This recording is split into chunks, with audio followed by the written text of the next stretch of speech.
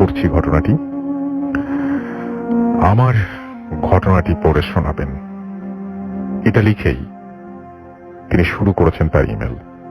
তারপর লিখছেন, আসসালামু আলাইকুম রাসেল ভাই, আল্লাহর রহমতে আপনি ভালো আছেন এটাই বিশ্বাস করি। আমি নীরব আহমেদ, গ্রাম ভরতপুর, থানা বড়াই গ্রাম, জেলা নাটোর। আজকে আমি যে ঘটনাটি আপনাদের সাথে শেয়ার করব সেটি আমার জীবনে ঘটে যাওয়া অদ্ভুত সত্য একটি ঘটনা। ঘটনাটি ছিল 2010 সালে। তখন আমি ক্লাস 9-এ পড়ি। পড়ন্ত বিকেলে খেলার মাঠে একা একাই বসে আছি। নীরব নিস্তব্ধতার মাঝেই হঠাৎ করেই একটা কান্নার আওয়াজ আমার কানে ভেসে ওঠে। দেখলাম পাশে রাস্তা দিয়ে একটি ভ্যান গাড়ি দিয়ে কাউকে হাসপাতালে নিয়ে যাওয়া হচ্ছে। কৌতূহল বশত আমি কোনো কিছু না ভেবেই দৌড় দিয়ে হাসপাতালের গেটে যাই। সেখানে গিয়ে দেখতে পাই 15-16 বছরের একটি মেয়ে বিষ পান করেছে। আমার পাশেই তার মা কান্নাকাটি করছে। মেয়েটি বাঁচার জন্য আকাশের পানে অদ্ভুত দৃষ্টিতে চেয়ে আছে। আমি মেয়েটিকে কোলে নিয়ে দ্রুত ইমার্জেন্সির কেবিনের দিকে চলে যাই আর ডাক্তার ডাক্তার বলে চিৎকার করতে থাকি। মেয়েটি এক দৃষ্টিতে আমার দিকে তাকিয়ে আছে। হঠাৎ করেই সবকিছু নীরব হয়ে গেল। আমার নীলাভ চোখের সামনে মেয়েটির জীবনের শেষ সূর্যটা ডুবে যেতে দেখলাম। ইতোমধ্যে কর্তব্যরত ডাক্তার এসে তাকে মৃত ঘোষণা করলেন। আমার চোখের অশ্রু আর ধরে রাখতে পারলাম না। সেদিন রাতে আর ঘুমাতে পারিনি। বারবার মেয়েটির কথা মনে পড়ছিল আর কেন জানি মনে হচ্ছিল জীবন থেকে কোনো একটা কিছু হারিয়ে ফেলেছি। মনের গভীর ভালোবাসা থেকে মেয়েটির সেই নীলাভ চোখের চাহনি যেন আমাকে কিছু বলতে চাইছিল। মাসখানেক পর থেকে শুরু হলো আমার জীবনের অদ্ভুত পদচারণা। সেদিন রাতে সেলফ স্টাডি শেষ করে খুব তাড়াতাড়ি ঘুমিয়ে পড়লাম। মনে হচ্ছিল আকাশ ভেঙে আমার চোখে কেউ একজন ঘুম নিয়ে এসেছে। ঘুমের মধ্যে দেখছিলাম আমার বিয়ে হচ্ছে অচেনা অজানা কোনো এক স্থানে, যেখানে চারিদিকে ফুলে ফুলে ভরা। সেখানে অনেক কিছু, অনেক নতুন নতুন মানুষ।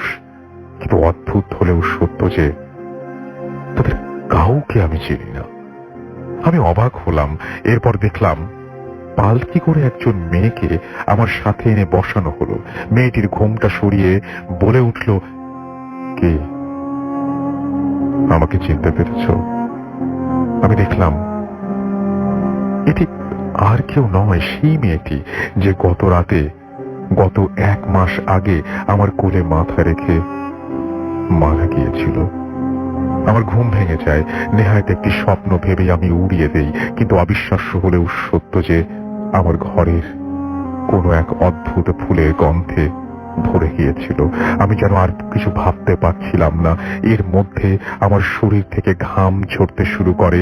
আমার চাল চলনে পরিবর্তন আসলো। পরিবারের সবাই আমাকে বলল, তুমি রাতে কার সাথে একা কথা বলো? আমি নাকি কারোর সাথে কথা বলি। এটাই ছিল তাদের প্রশ্ন, আমি কার সাথে কথা বলি।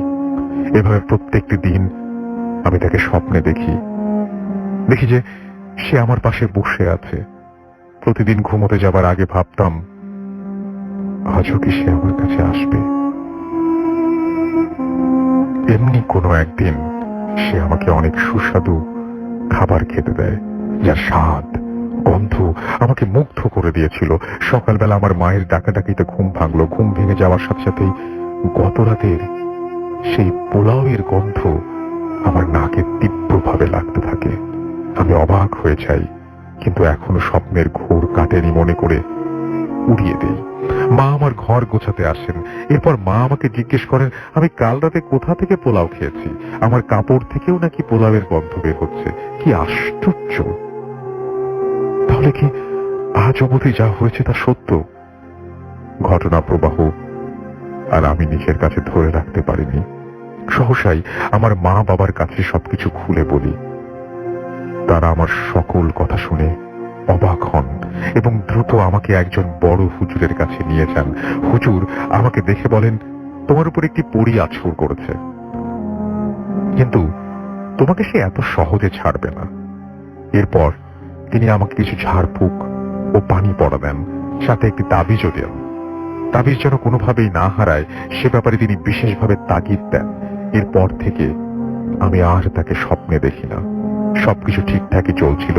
এভাবে কেটে গেল 2টি বছর। এরই মধ্যে রিমি নামের একটি মেয়ের সাথে আমার বন্ধুত্ব হয়, গড়ে ওঠে ভালোবাসার সম্পর্ক। তাকে বিয়ে করব বলেই চিন্তা ভাবনা করে রেখেছিলাম। কোনো একদিন আমি মাঠে ফুটবল খেলার সময় তাবিজটি হারিয়ে যায়। অনেক খোঁজাখুঁজির পরেও আমি সেটা পাইনি। এরপর শুরু হলো আমার জীবন কিছু অনাকাঙ্ক্ষিত ঘটনা। প্রতিদিনের মতোই আমি ওই দিন রাতের খাবার খেয়ে ঘুমিয়ে পড়েছি। আর কিছু নয়, স্বপ্নে পুরনো সেই স্মৃতি আমার নিদ্রা জগতে। আমি দেখতে পেলাম সাদা কাপড় পরে সেই মেয়েটি আমার পাশে দাঁড়িয়ে আছে আর আমার দিকে অদ্ভুত ভাবে তাকিয়ে আছে। ওর চোখে মুখে অদ্ভুত মায়ার ছাপ। চোখের কোণে জমে আছে শত বছরের অভিমান। মনে হচ্ছে সে আমার উপর অনেক অভিমান নিয়ে বসে আছে। সহসা তার গাল বেয়ে অশ্রু ঝরছে। এরপর বেদনাময়ী কণ্ঠে কিছু লোমহর্ষক কথা সে আমাকে বলল, কেন এমন করলে? কেন মুছে গেল তার স্বপ্ন? সে আমার সাথে সম্পর্ক করতে চেয়েছিল এবং সে অন্য কারোর সাথে আমার সম্পর্ক হতে দেবে না। মেয়েটি এই কথাগুলো বলতে বলতে ছোট্ট ছেলেটির মতো ফুঁপিয়ে ফুঁপিয়ে কাঁদছিল, আর আমি শুধু তার দিকে অপলক দৃষ্টিতে তাকিয়েছিলাম। সহসা একটা মৃদু মলয়ের ঝাপটার শব্দে আমার ঘুম ভেঙে যায়। আমি চারিদিকে তাকিয়ে দেখি কেউ নেই সেখানে। ঘড়ির কাঁটায় তখন রাত 3টা বাজে। আমি আর কিছুই ভাবতে পারছিলাম না। আমার চারিদিক যেন অন্ধকার হয়ে আসছিল। এমনি সময় আমি দেখতে পেলাম আমার ঘরে 3-4টি আলো আড়াআড়ি ভাবে দৌড়াদৌড়ি করছে।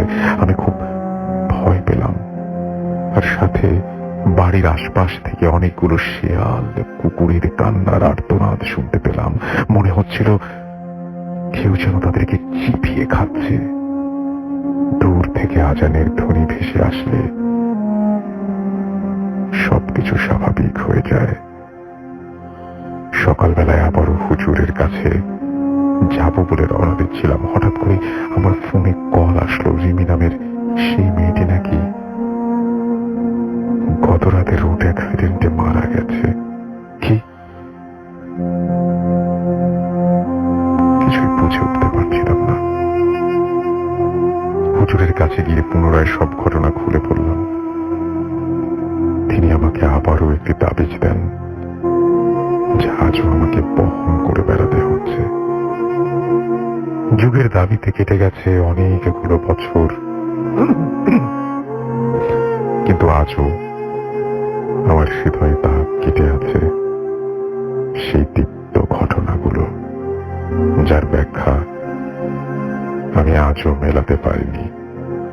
আজও রাত হলে মনের মাঝে হু হু করে কেঁদে ওঠে, আর অদ্ভুত সব কর্মধারা মনে করিয়ে দেয় কি দোষ করেছিল বিস্মান করা সেই মেয়েটি, আর কেনই বা সে বিস্মান করেছিল? কেনই বা মর্মান্তিক সড়ক দুর্ঘটনায় রিমির জীবন চলে গেল? কোনো কিছুই যেন মেলাতে পারি না।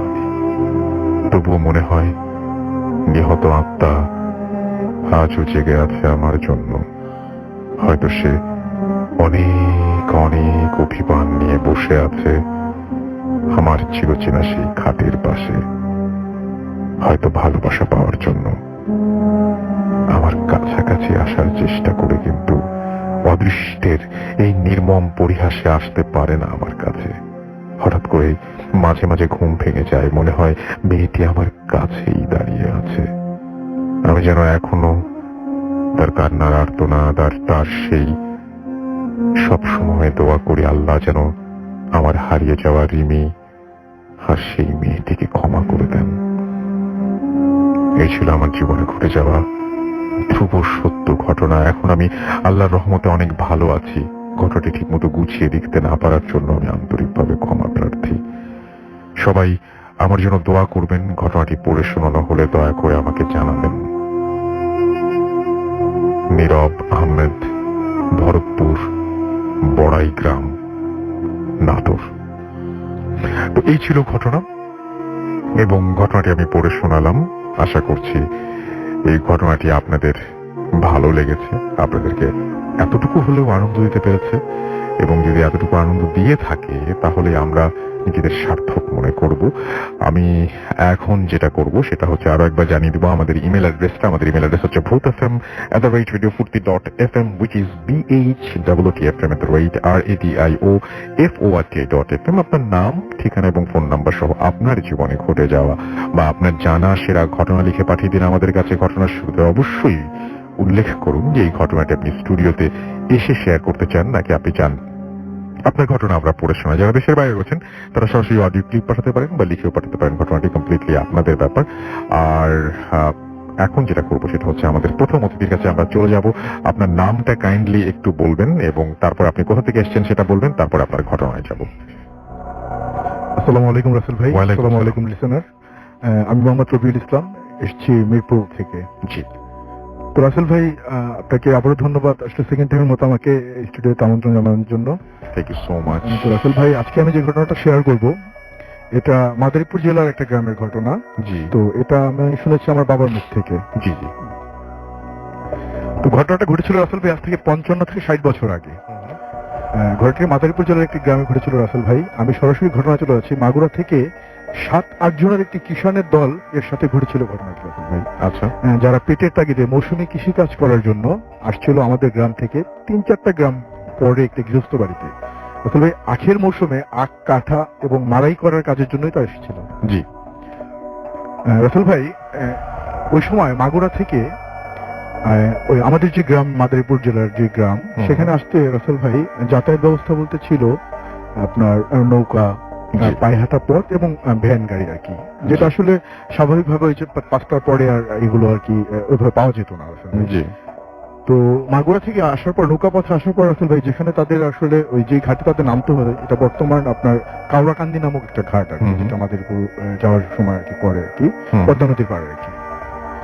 তো তারা এসে যখন আসলে যে আপনার ওই ঘাটে নামে তখন অলমোস্ট আপনার 6:30 থেকে 7টার মতো বেজে যায় আর কি আসল ভাই। তো যার ফলে তারা এসে দেখে যে ঘাট থেকে কোনো ভ্যান বর্ণ কিছু পাওয়া যাচ্ছে না। আর যদি তারা চিন্তা করে যে যদি হেঁটেও যায় তাহলে আমাদের অলমোস্ট 7-8 ঘন্টা লেগে যাবে। তো 6:30 7টা বাজে। তো তারা এটা চিন্তা করতে করতে বললো যে আগে আমরা যেহেতু নামছি, তো যেহেতু 7-8 জনের একটা টিম, 8 জনের মতো, তারা বলে যে চলো তাহলে আমরা আগে কিছু খাই এখান থেকে। একটা দোকান খোলা ছিল, তারা এখানে গিয়ে ওই কলা রুটি টুটি যা পায় এগুলো খায় এবং তাদের চা পান খেয়ে তাদের সাথে ওই মানে গ্রামের যেহেতু কৃষক রাসেল ভাই, তারা তখন ওই বিড়ি টিড়ি গুলো খায়, কি তারা বিড়ি কিনে নেয়। নেওয়ার পরে তাদের মধ্যে আলোচনা করতে করতে তার মধ্যে দুজন বলে যে তো আমরা এখানে বসে থেকে তো লাভ নেই, সারা রাত তাহলে বসে থাকতে হবে। আর আমরা যেহেতু আস্তে আস্তে দেরি হয়ে গেছে, আমরা টাইম মতো পৌঁছাতে পারবো না গৃহস্থ বাড়িতে, আমাদের বকাঝকা শুনতে হবে। তো তাদের মধ্যে দুজন বলে যে তাহলে আমরা এক কাজ করি, আমরা যেহেতু রাত আর এবং আমরা 7-8 জন আছি, তো আমরা আস্তে আস্তে হাঁটতে থাকি। 7-8 ঘন্টার রাস্তা, আমরা সকাল সকাল তাহলে পৌঁছে যেতে পারবো ওই বাড়িতে, যে বাড়িতে যাবো। তারপর সকালে নাস্তা নাস্তা করে কাজ শুরু করলাম স্বাভাবিকভাবে। তো যেই ভাবনা রাসেল ভাই সেই অনুযায়ী তারা কাজ করে, তারা তাদের মতো হাঁটা শুরু করে আর কি। তো রাসেল ভাই তারা হাঁটতে হাঁটতে যখন আনুমানিক রাত 3টা 3:30টার মতো বাজে আর কি, এমন একটা সময় তারা ওই গ্রামের কাছাকাছি চলে যায়। মানে অলমোস্ট আমাদের গ্রামের 2-3টা গ্রাম পরেই আর কি ওই বাড়ি আর কি। তো আমাদের গ্রামের ঠিক আগে একটা গ্রামে এসে তারা যখন দেখে যে অনেক রাত এবং ক্লান্ত হয়ে গেছে রাসেল ভাই, অনেকক্ষণ হাঁটছে এবং যেহেতু টানা জার্নি করতেছিল, তো তারা একটু দূরে দেখতে পায় যে একটা গৃহস্থ বাড়িতে আর কি আপনার ওই রাতের বেলায় মানে দেখা যাচ্ছে আর কি উঠানোর মধ্যে আপনার ইয়ে জ্বলতেছে আসলে, হারিকেন যেটাকে বলে আর কি, কেরোসিন তেল দিয়ে যেটা জ্বালায়। তো হারিকেন দেখে তারা বলে যে মনে হয় বাড়িতে কেউ জেগে আছে, তো আমরা চলেন সবাই মিলে গিয়ে একটু ওই বাড়ির মালিককে যদি পাই তাহলে একটু রিকোয়েস্ট করে তাদের এখানে থেকে গেলাম, তো আমার কাছাকাছি চলে আসলে বেশিক্ষণ লাগবে না, তারপরে আমরা সকালবেলা ফজর আজানের পরে গৃহস্থের দিকে কাজ শুরু করলাম। তো যেটা ভাবনা ছিল সে অনুযায়ী তারা ওই বাড়িতে যায়। যাওয়ার পরে তারা বাড়িতে উঠোনে ঢোকা মাত্রই, গেট দিয়ে ঢোকার মাত্রই যেটা দেখে রাসেল ভাই, যে একজন বয়স্ক লোক, অ্যারাউন্ড 70 ঊর্ধ্ব একজন লোক, সে ওই বসে বসে হুক্কা যেটাকে বলে রাসেল ভাই, তামাক আর কি, আপনার হয়তো আপনি জেনে থাকবেন। তো ওই হুক্কা খাচ্ছিল আর কি বসে বসে, সে চেয়ারের মধ্যে, একটা ছোট একটা চেয়ারের মধ্যে বসে হুক্কা খাচ্ছিল। ভালো বয়স তার। তো সে ওই জিজ্ঞেস করে যে কোথা থেকে আসছো, ডিটেলস বলার পরে বলে যে হ্যাঁ আমি তো ওই বাড়ি চিনি, তোমার ওই বাড়িতে কাজের জন্য আসছো, ঠিক আছে। তো রিকোয়েস্ট করে যে আমরা আপনাদের বাড়িতে একটা থাকতে যেতেছি। সে বলে যে হ্যাঁ সমস্যা নেই, আমরা বাড়িতে দুজনেই আছি, আমি আর তোমার চাচি আর কি, তো আমাদের সামনের একটা ঘর পুরোটাই ফাঁকা, তোমরা থাকতে পারবে, সমস্যা নেই। তো রাসেল ভাই তখন তাদের বলে যে ঠিক আছে তোমরা আসছো এত দূর থেকে, তো তোমরা কাজ করো, হাত মুখ ধোও, আর আমি আমার স্ত্রীকে বলতেছি খাবার দেওয়ার জন্য, তোমার খাবার টাবার খাও, তারপরে ওই সামনের ঘর দেখে দিব, এখানে গিয়ে ঘুমিয়ে পড়ে সবাই। তো রাসেল ভাই তো তার হাত মুখ ধুয়ে আসে, এরপরে তার স্ত্রীকে ডেকে তাদের খাবার দিতে বলে। তো তারপরে যদি সত্যি স্ত্রী বস কাছাকাছি ছিল, তো তাদের আসলে রাসেল ভাই সবচেয়ে অবাক করে যে রাসেল ভাই, ওই রাতের বেলা রাসেল ভাই তাদের আটজনকে যে খাবারটা দেওয়া হয় রাসেল ভাই, মানে একটা বিয়ে বাড়িতে যে ধরনের মানে আয়োজন থাকে আর কি, ধরনের বিরাট আয়োজন। বিরাট আয়োজন এক কথা রাসেল ভাই, সব ধরনের খাবারই সেখানে ছিল, দধি থেকে শুরু করে মিষ্টি যা ছিল আর কি, সবকিছু ছিল।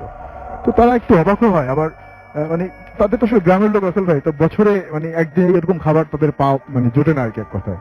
তো মানে দেখে আর লোভ সামলানো যায় না আর কি, তারা খেয়েতে পেট ভরে খায় আর কি, যতক্ষণ মন চায় আর কি খাওয়ার পরে। তো তাদের হাত মুখ ধুয়ে আবার তারা তাদের যে রুমে নিয়ে যায় রাসেল ভাই থাকার জন্য, এখানে একটা ব্যাপার আছে যে আসলে ওই সময় 55-60 বছর আগে রাসেল ভাই মানে একটা বাড়ির মধ্যে এই ধরনের মানে ব্যবস্থা থাকার জন্য, ঘুমানোর জন্য এই ধরনের ব্যবস্থা মানে থাকতে পারে, এটা চিন্তার মতো না আর কি, খুবই আলিশান অবস্থা রাসেল ভাই। তো তাদের যে ঘরে নিয়ে যাওয়া হয়, তাদের মানে দোতলা একটা ঘর, তো সেখানে আপনার ওদের যে রুমে থাকতে দেয়, ওখানে 2টা খাট ছিল রাসেল ভাই পাশাপাশি, খুবই ভালো মানে সাজসজ্জা করানো আর কি। তো তাদের দেখা দেওয়া হয়, তারা ওইখানে ওই 4 জন করে রাসেল ভাই 2টা খাটে শুয়ে পড়ে। যেহেতু ক্লান্ত রাসেল ভাই, তারা আসলে ওই শোবার পরপরই রাসেল ভাই ঘুমিয়ে যায়। তো রাসেল ভাই তারা যেটা পরে যে ঘটনা ঘটে সেটা হলো রাসেল ভাই, এর মধ্যে একজনের রাসেল ভাই ফজরের আজানের মানে শুনতে শুনতে তার ঘুমটা ভেঙে যায় রাসেল ভাই। তো সে আজান শুনে যখন মানে চোখ মেলে, সে রাসেল ভাই উপর হয়ে শুয়েছিল, মানে সোজা একটা চোখ দুটো আকাশের দিকে ছিল, সে তাকিয়ে দেখে যে রাসেল ভাই একটা আবছা অন্ধকার একটা আকাশ আর কি এক কথায়। তো তার ঘরের মধ্যে ছিল, আকাশ তো দেখার কথা না রাসেল ভাই। তো সে এটাতে খুবই অবাক হয় এবং সে চিন্তা করে যে আমি এখানে কিভাবে আসবো, এবং সে তখন একটু অবাক হয়ে যে আমার সাথে যারা ছিল তারা কোথায় আর কি। তো দেখার জন্য সে ডান বামে তাকায়, তো দেখে যে রাসেল ভাই সবাই শুয়ে আছে আর কি, কিন্তু শুয়ে আছে তারা আসলে কোন ঘরের মধ্যে নেই রাসেল ভাই, তারা আছে ওই আপনার ফসল কাটার পরে অনেক বড় যে মানে ক্ষেত যেটাকে বলে রাসেল ভাই, যে জমিটা আছে অনেক খোলামেলা, এবং সেই মাঝখানে একটা শিমুল গাছ, যেটা নিচে তারা সবাই ঘুমিয়ে আছে আড়াআড়ি ভাবে, এক একজন এক একদিকে মাথা টাথা দিয়ে, এবং তারা যে বিছানা বালিশ হিসেবে যেটা দিয়েছে রাসেল, সেটা আসলে রাসেল ভাই মাটির চাকাগুলো দিয়ে রাখছে, খুবই মোলাম আরামদায়ক বিছানা মনে করে যেটা ঘুমিয়েছিল রাসেল ভাই, সেখানে তো মাটির চাকা আর কি দেখতেছে।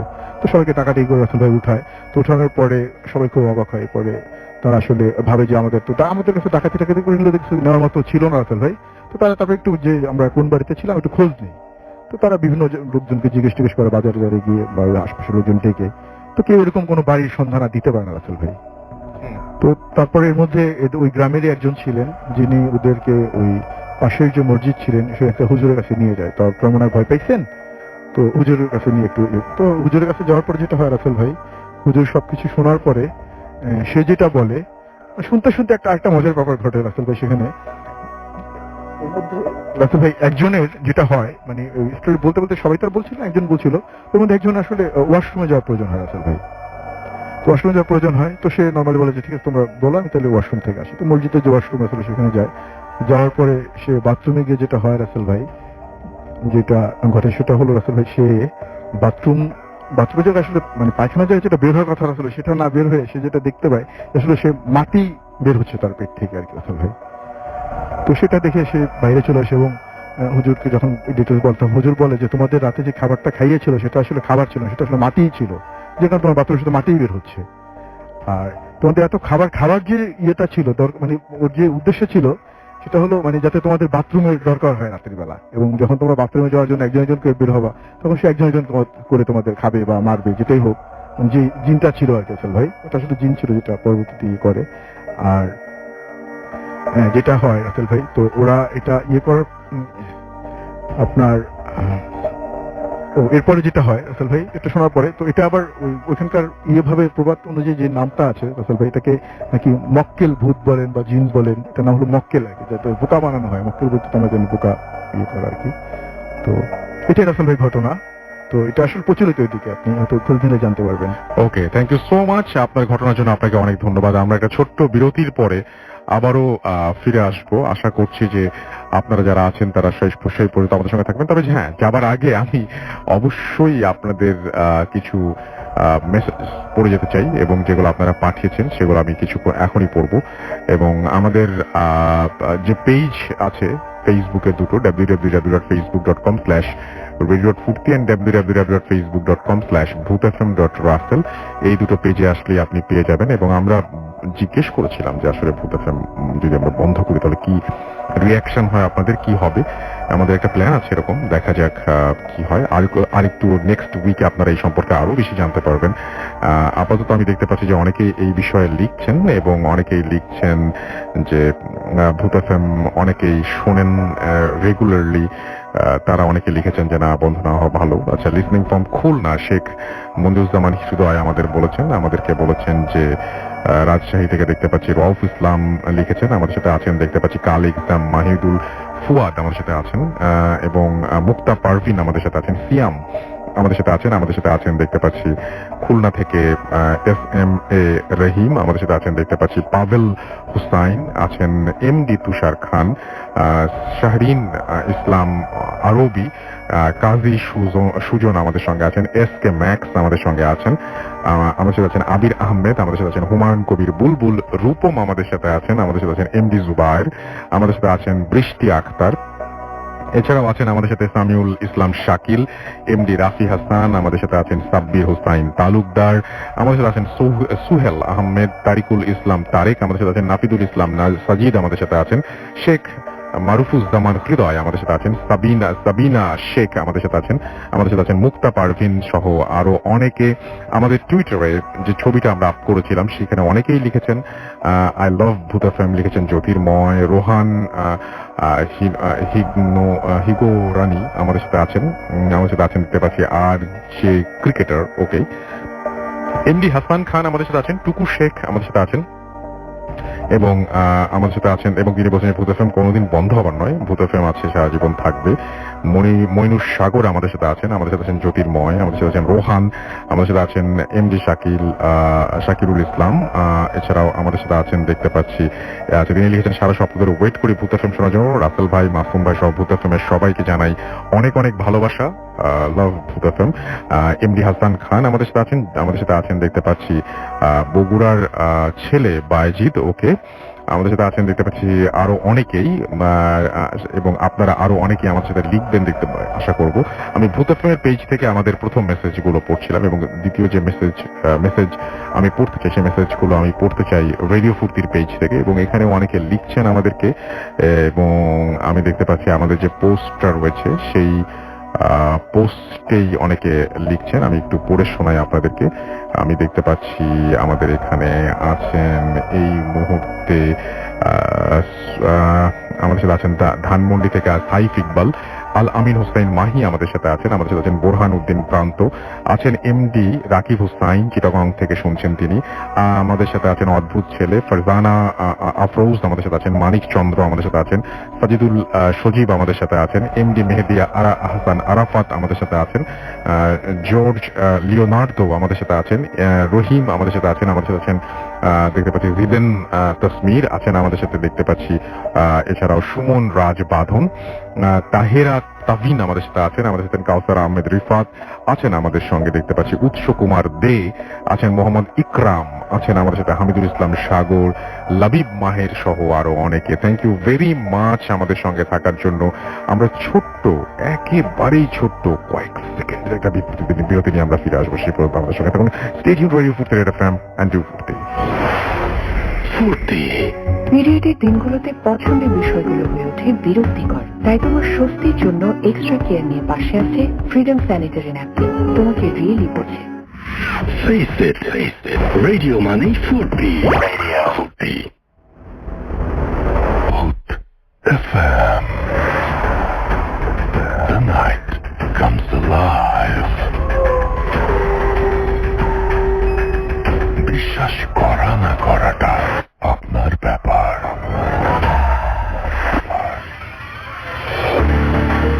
ইয়েস, বিশ্বাস করা বা না করাটা আপনার ব্যাপার। ইটস 12:27 AM আর আমাদের সাথে আছেন আমাদের অতিথিরা। আর you are listening to radio food carrot FM. আমি রাস্তেল আছি, সাথে চলছে ভূত এফএম। আর সেই সাথে আমাদের নতুন একজন অতিথি আমাদের সাথে এসে হাজির হয়েছেন। আমরা তার কাছে সরাসরি চলে যাচ্ছি। আপনার নামটা প্লিজ একটু বলবেন, কোথা থেকে এসেছেন সেটা বলবেন, তারপরে আপনার ঘটনায় যাব। জি, আসসালামু আলাইকুম রাসেল ভাই। ওয়ালাইকুম সালাম। শাহিন বাশার, আমি জি। জাহাঙ্গীরনগর ইউনিভার্সিটি থেকে আসছি। অনেক দূর থেকে এসেছেন, সেজন্য প্রথমেই আপনাকে অনেক অনেক অনেক অনেক ধন্যবাদ। আপনাকে অনেক বেশি জি। ধন্যবাদ। চলেন আমরা ঘটনায় চলে যাই। জি রাসেল ভাই। রাসেল ভাই, যে ঘটনাটা সেটা মূলত আমার সাথেই ঘটছে। হুম। সেটা 2018 সাল, মানে গত বছর আর কি। তো আমি মেইনলি হচ্ছে আপনার বিভিন্ন কোচিং সেন্টার গুলোতে আর কি ক্লাস নেই। হুম। তো দেখা যাচ্ছে এই ক্লাসগুলো আমি হচ্ছে শুক্র শনিবার গুলাতে আর কি নেই। অন্য অন্য দিন তো আমার ক্লাস থাকে, এই জন্য হচ্ছে দিতে পারি না, শুক্র শনিবার ক্লাস নেই। তো এই দুই দিন ক্লাস নেই বলে হচ্ছে আমার উপর মানে অনেকটা প্রেশার থাকতো ওই টাইমটাতে আর কি। তো একদিন হচ্ছে ক্লাস নিয়ে ফিরতে ঢাকাতে প্রচুর জ্যাম থাকাতে হচ্ছে আমার প্রায় 10:30-11টার মতো বেজে যায়।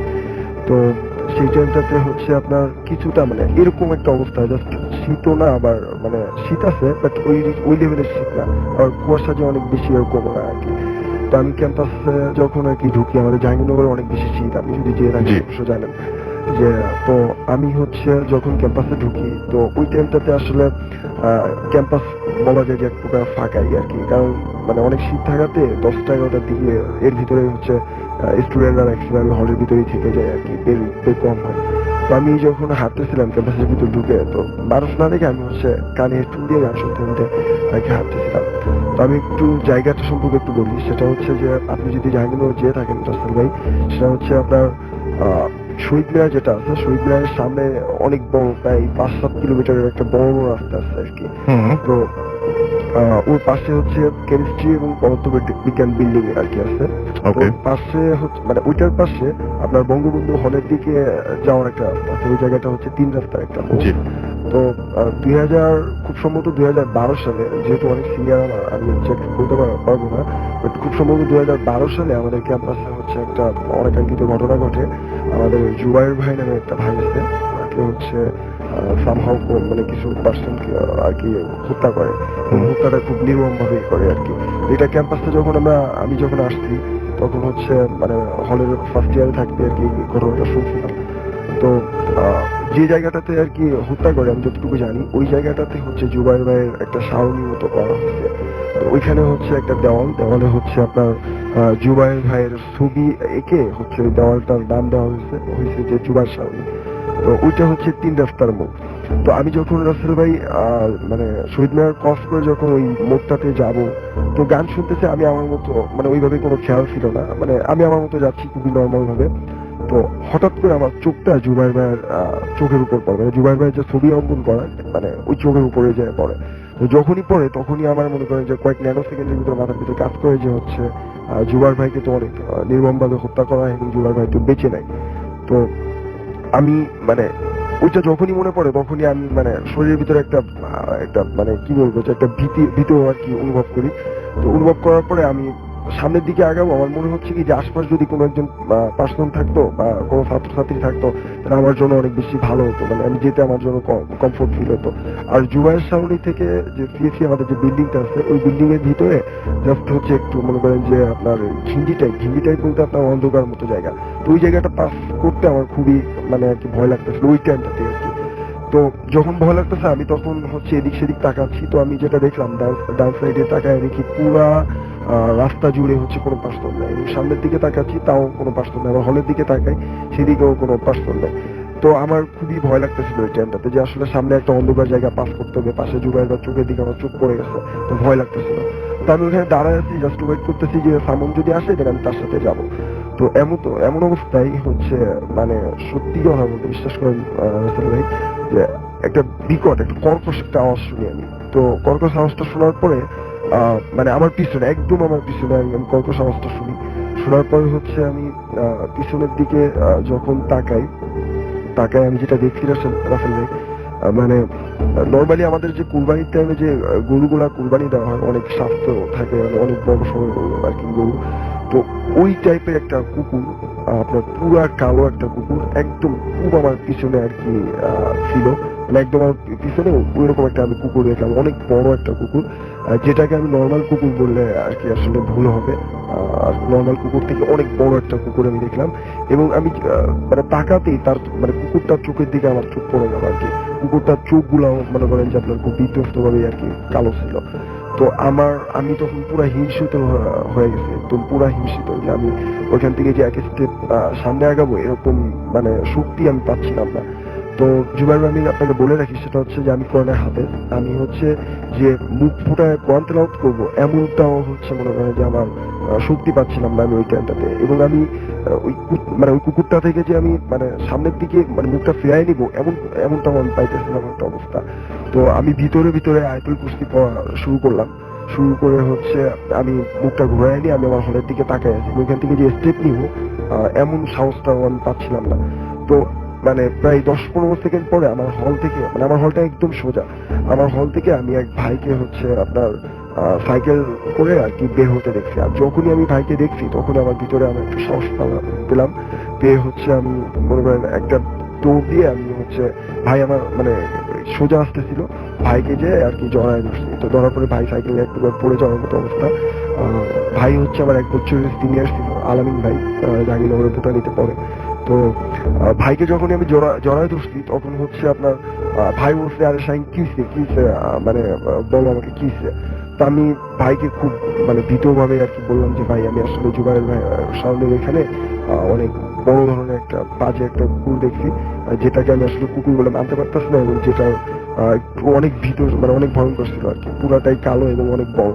তো ভাই বলতেছে কি যে তোমার হয়তো হ্যালোমিনেশন বা ইটিস আর সামথিং কাজ করতেছে, চলো তোমাকে বিষয়টা ক্লিয়ার করি, চলো ওই জায়গাটাতে দেখে আসি আসলে কোনো কুকুর বা ইটিস কিছু আছে কিনা। তো রাসেল ভাই আমরা জাস্ট মনে করেন যে ভাই আমাকে সাথে করেই নিয়ে গেল, মনে করেন 5 মিনিটের ব্যবধান। ভাই যে দেখতেছিল যে আসলে আদৌ কোনো কুকুর ছিল কিনা বা ইটিস আর সামথিং। তো আমরা হেঁটে যখন রাসেল ভাই আপনার জুবাইর সামনে ওই জায়গাটাতে আবার যখন গেলাম, যে আমরা এদিক সেদিক তাকাচ্ছি, দেখি কোনো কুকুর নাই, মানে ভাইও দেখতেছে না আমিও দেখতেছি না। তো আমরা মানে শহীদ মিনারের দিকে হাঁটার চেষ্টা করতেছি, তখনও রাসেল ভাই মনে করেন যে পুরা ক্যাম্পাস শীতের দিন মনে করেন যে নিস্তব্ধ একটা ক্যাম্পাস আর কি। তো আমরা দুজন যখন আলামিন ভাই আর আমি যখন হাঁটতেছি, এমন সময় বিশ্বাস করেন রাসেল ভাই আমার সামনে দিয়ে ঠিক ওই যে বং টাইপের আর কি মানে পুরা গরুর মতো যে কুকুরটা আমি দেখলাম, ওই কুকুরটা আমার সামনে দিয়ে এগিয়ে ছুটে গেল এবং খুব দ্রুত মানে বেগে ছুটে গেল আর কি রাসেল ভাই। তো আমি তখনই মনে করেন এক প্রকার চিৎকার দিয়ে বাইরে বললাম যে ভাই আপনি দেখছেন কি, এই যে মাত্র আর কি কুকুরটা গেল। তো ভাই বলতেছে কই না, তো আমি তো কিছু দেখলাম না। তো আমি ভাইকে বললাম না ভাই আমি দেখছি, আমি 100% শিওর ভাই, আমি আপনার মানে আমি বুকে হাত দিয়ে বলতে পারি যে ভাই এরকম আমার সামনে দিয়ে ওই কুকুরটাই গেছে আমার। তো ভাই বলতেছে আসলে শাহিন মানে চলো এখানে বেশিক্ষণ থাকা ঠিক হবে না, আমরা হলের দিকে যাই। তো ভাই আমাকে সাথে করে হলের দিকে নিয়ে গেছিল, এবং পরবর্তীতে ওই ভাই থেকেই হচ্ছে আমাদের যে হলের যে ইমাম সাহেব আছেন, ইমাম সাহেবের কাছে নিয়ে আমাকে আর কি ঝাড়ফুঁক করেছিল। তারপরেও রাসেল ভাই ওটার জন্য আমার গায়ে জ্বর বা এটা সেটা মানে খুব ভয় পেয়েছিলাম। তো এখনো পর্যন্ত ওই জায়গাটা আমার কাছে খুব ভয়ঙ্করই লাগে আর কি। ওকে, থ্যাংক ইউ সো মাচ আপনার ঘটনার জন্য। আপনাকে আবারও ধন্যবাদ, অনেক অনেক ধন্যবাদ। এবং আমরা এখন যেটা করবো, সরাসরি আমাদের আবারও প্রথম অতিথির কাছে ফিরে যাব, তার দ্বিতীয় আরেকটা ঘটনা তার কাছ থেকে শুনে আসবো। আশা করছি যে এই ঘটনাটিও আপনাদের ভালো লাগবে। চলুন শুনে আসি দ্বিতীয় ঘটনাটি। আপনার নামটা প্লিজ একটু বলবেন, কোথা থেকে এসেছেন সেটা বলবেন, তারপরে আপনার ঘটনায় যাব আমরা। ওকে, জি ধন্যবাদ রাসেল ভাই আমাকে আবার সুযোগ করে দেওয়ার জন্য। আমি মোহাম্মদ রবিউল ইসলাম, এসেছি ঢাকা মিরপুর থেকে। তো রাসেল ভাই আমি এটাকে আমার ভাগ্নির সাথে মেজ ভাগ্নির সাথে ঘটনাটা, জি ঠিক আছে রাসেল ভাই। তো আমি সরাসরি ঘটনা চলে যাচ্ছি। তো রাসেল ভাই আমি এখন যে ঘটনা শেয়ার করব এটা আমার বড় আপার যে মেজ মেয়ে, ওর সাথে ঘটে যাওয়া একটা ঘটনা রাসেল ভাই। জি, ওর বয়স যখন 5 থেকে 6 বছর হবে তখন আসলে ঘটনাটা শুরু আর কি, এবং এখন পর্যন্ত মোটামুটি চলমান বলতে পারেন ঘটনাটা। তো রাসেল ভাই আমার নানা বাড়ি মাদারীপুরে, আপনি জানেন যেহেতু, তো মাদারীপুর জেলার আঙ্গুরকাটা নামক গ্রামে হলো আমার নানা বাড়ি। তো আমার ছোট মামার বিয়ের জন্য আমরা 2009 কি বা 10 আর কি রাসেল ভাই, আমার এক্স্যাক্টলি খেয়াল নেই। তো আমরা সব পরিবারের সবাই আর কি যাই আমার ছোট মামার বিয়ে। তো আমার ভাগ্নি সবাই যায় আর কি সাথে। তো তো রাসেল ভাই যেহেতু বিয়ে বাড়ি রাসেল ভাই, তো একটা আনন্দ ইয়ে আর কি, আনন্দ বিয়ের আগের দিন মানে বলতেই তো পারেন যে শুরু এবং শেষের 7-8 দিন মোটামুটি খুবই জাঁকজমক থাকে আর কি মোটামুটি। জি। তো যেহেতু সবাই যাই আমরা, আরো কাজিন টাজিন সবাই আছে, তো রাসেল ভাই বিয়ের ঠিক আগের দিন আমার নানা বাড়ির ঠিক সামনে একটা বট গাছ আছে রাসেল ভাই, যেটা কত বছর বয়স হবে, 110 বছর হতে পারে আর বেশি হতে পারে রাসেল ভাই। ঠিক ওইটার সামনে আসলে একটা পুকুর রাসেল ভাই, যেখানে ওই গ্রামের সবাই গোসল টোসল করে আর কি। পাশে আবার নদী আছে রাসেল ভাই, পদ্মা নদী আছে। তো আমি আসলে আমার যে কাজিনরা ছিল সমবয়সী, তারা সবাই মিলে আমরা চলে যাই আসলে নদীতে গোসল করার জন্য, এবং বাড়ির যে মহিলারা ছিল তারা সবাই আর কি ওই পুকুরে গোসল করার জন্য যায় আর কি। দুপুরে ঠিক আড্ডা ধরেন ভর দুপুর বেলা যেটাকে বলে রাসেল ভাই, অ্যারাউন্ড 12:30 থেকে 1টার মতো আর কি। তো আমার ওই যে ছোট ভাগ্নি ওরাও যায়, মেজো ভাগ্নি, আমার বড় ভাগ্নি, দুইটা ভাগ্নি ছিল তখন, তো ওরা ওদেরও নিয়ে যায়। তো আমার আম্মা যায়, আমার খালামণি যায় সবাই গোসল টোসল করার জন্য। তো যাওয়ার পরে আসলে যেটা হয়, মানে আমার আম্মা সবাই মাঝামাঝি একটা পুকুরের মধ্যে নেমে গোসল করতেছিল, আর আমার ওই যে ভাগ্নিটা ছিল মেজো, ও হলো ঠিক পুকুরের কর্নার রাসেল ভাই, 2 হাত পা সামনের দিকে ছড়ায় দিয়ে বসে বসে পানিতে খেলতেছিল। ছোট বাচ্চা যেহেতু, আর শহরের বাচ্চা, তো পানি পেয়ে খুবই আর কি আনন্দিত আর কি, সে খেলতেছিল। আস্তে আস্তে সে মানে শুয়ে আর কি, শুয়ে যেটাকে বলে ঘাপ, শুয়ে আর কি সে পানির মধ্যে পা গুলো নাড়াচাড়া করতেছিল। তো পাশে আর কি ঘাটে ওই পাড়ে আমার বড় ভাই এবং আমার বড় ভাই এবং তার যে সমবয়সী কাজিন যারা ছিল তারা গল্প করতেছিল, আর খালামণিরা আমার গোসল করতেছিল। তো একটা পর্যায়ে রাসেল ভাই আম্মা যেটা খেয়াল করে যে আমার ভাগ্নি ওই পানির মধ্যে তার পা মানে ছটফট করতেছে, মানে ঝাঁপাচ্ছে আর কি এক কথা যেটা, আর হাত দিয়ে করতেছে, মনে হচ্ছে সে পানির মধ্যে ডুবে যাচ্ছে। কিন্তু রাসেল ভাই তার মুখে আবার হাসি, মানে সে মনে হচ্ছে খেলতেছে, তাকে মানে এইরকম মানে 5 মিনিটের মধ্যে 2বার যখন ফলো করে রাসেল ভাই, তখন আসলে আমার আম্মা বুঝতে পারে, মনে হয় যে একটু অস্বাভাবিক মনে হয় আমার আম্মার কাছে। সে তাকে মনে হচ্ছিল আস্তে আস্তে পানির মধ্যে নিয়ে যাচ্ছে। তখন আমার আম্মা যখন বুঝতে পারে রাসেল ভাই, তখন আমার আম্মা চিৎকার দেওয়ার পরে আমার যে বড় ভাই পাশে দাঁড়ানো ছিল, সে মানে দৌড়ে গিয়ে ওকে ওঠানোর জন্য, টেনে ওঠানোর জন্য ট্রাই করে রাসেল ভাই। তো 5-6 বছরের একটা বাচ্চা, আসলে খুব স্বাস্থ্য খুবই কম ওর, তো খুব বড় জোর মনে হয় যে 12-15 কেজি ওজন হতে পারে রাসেল ভাই, সর্বোচ্চ আর কি। তো আমার ভাইয়া তো মানে ওকে উঁচু করতে পারতেছিল না রাসেল ভাই, আর ওর মুখগুলো বাঁকা হয়ে মানে মানে ডান দিক বাম দিক বাঁকা হয়ে যাচ্ছিল, কোনো কথা বলতেছিল না, এবং ওর সারা শরীর একদম ঠান্ডা। তো নর্মালি চিন্তা করলে হয়তো পানি তখন ছিল এই জন্য ঠান্ডা হইতে পারে, কিন্তু ওই বাঁকা মুখটুক বাঁকা হয়ে যাচ্ছে, এবং ওর দৃষ্টিটা ছিল রাসেল ভাই মানে একটা দিকে আকাশের দিকে, মানে দৃষ্টি ছিল একটা, এবং ওর কোনো কথা বলতেছিল মানে কোনো কিছু, কোনো সাউন্ড করতেছিল না, শুধু মুখে মনে হচ্ছে বাঁকা হচ্ছে, কিন্তু মুখে হাসি আছে। তো ধরাধরি করে বাসায় নিয়ে যায় রাসেল ভাই। এরপরে আমার যে বড় খালু ছিলেন ওইখানে, উনি আল্লাহ একজন লোক, 5 ওয়াক্ত নামাজ পড়ে, সে একটু ঝাড়ফুঁক করে, এরপরে মোটামুটি স্বাভাবিক হয় রাসেল ভাই।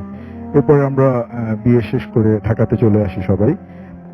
এরপর থেকে রাসেল ভাই কন্টিনিউ যেটা শুরু হয়, কারণ মাসের মধ্যে 4বার 5বার বা বেশিও হতো কমও হতো, ওর হঠাৎ করে দেখা গেছে রাসেল ভাই ও খেলতেছে বা পড়তেছে যাই করতেছে, হঠাৎ করে রাসেল ভাই ওর একদম সারা শরীর, মানে শুধু এতটুকু বলতে পারতো রাসেল ভাই যে আমার সারা শরীর ঝিনঝি করতেছে।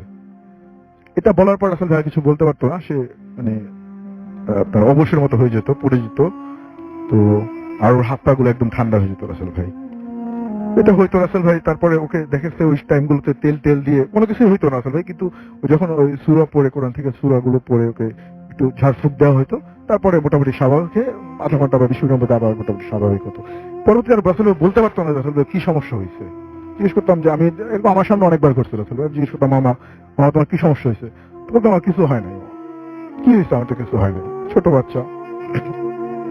তো এটা চলতে থাকে রাসেল ভাই। তো একটা পর্যায়ে রাসেল ভাই তার মোটামুটি 7-8 মাস, প্রথম 1 বছর রাসেল ভাই সত্যি কথা বলতে আমরা বিভিন্ন ডক্টরের কাছে নিয়ে যাই, এবং সব ধরনের টেস্ট গুলোই করা হয় রাসেল ভাই, কিন্তু আসলে ওর কোনো রোগ আইডেন্টিফাই করতে পারে না কোনো ডক্টরই, বা রিপোর্টেও কোনো মানে সব রিপোর্ট গুলোই নর্মাল থাকে। আচ্ছা। তো তখন আসলে এগুলো পাশাপাশি লোকজন শুনতে একজন পরে বলে যে আসলে এই ঘটনা, ওর ব্যাপারটা আসলে তো মনে হয় ডক্টরের কোনো চিকিৎসা নাই, তো মনে হয় ওকে আসলে কোনো কবিরাজ দেখালে ভালো হবে। এটা শোনার পর রাসেল ভাই আমার আম্মা খোঁজ খবর নিতে থাকে, আব্বা আম্মা। তো আমার আপা, এরপরে ওর যে ফুপু রাসেল ভাই, আমার ভাগ্নে যে ফুপু, উনি খবর দেয়, ওনার বাসা টঙ্গী কলেজ গেটে, তো উনি খবর দেয় যে আপনার কোনাবাড়িতে একজন মহিলা আছে যিনি আসলে এই ধরনের ট্রিটমেন্ট করে রাসেল ভাই। তো যেহেতু অ্যাড্রেস দেওয়ার পরে আমার আম্মা, আমার বড় আপা, ছোট বোন সবাই মিলে আর কি, আমার বড় ভাইয়া ছিল, তো ওনারা বিকাল 3টার পরে আর কি রাসেল ভাই, খাবার দাবার সেরে তারপরে রওনা হয় টোকে নিয়ে, যেহেতু আমার বাসা আপনার আগাজা তালতলাতে রাসেল ভাই। তো যাওয়ার যেতে যেতে তাদের গাজীপুর চৌরাস্তা পার হওয়ার পর রাসেল ভাই বাসে ছিল রাসেল, হঠাৎ করে মানে বৃষ্টি হওয়ার কোনো সম্ভাবনা বা ঝড় হওয়ার কোনো সম্ভাবনা ছিল না রাসেল ভাই, যেহেতু স্বাভাবিক দিকে রওনা হয়। তো হঠাৎ করে গাজীপুর পার হওয়ার পরে রাসেল ভাই মানে প্রচন্ড ঝড় শুরু হয় রাসেল ভাই, এবং গাড়িটা ছোটখাটো একটা অ্যাক্সিডেন্ট করে, যে কারণে মানে কোনো কারণে আর ওনাকে দেখানো হয়নি রাসেল ভাই, ব্যাক করে চলে আসতে হয়। তো আসার পর রাসেল ভাই এরকমই চলতে থাকে রাসেল ভাই, মাঝে মাঝে এরকম হয়।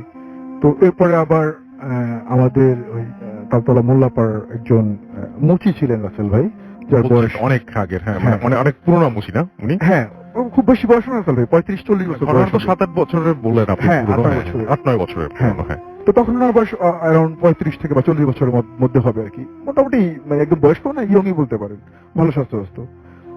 তো তাকে দেখানো হয় রাসেল ভাই। তো সে বলে যে আপনি ঠিক আছে মঙ্গলবারে আসেন।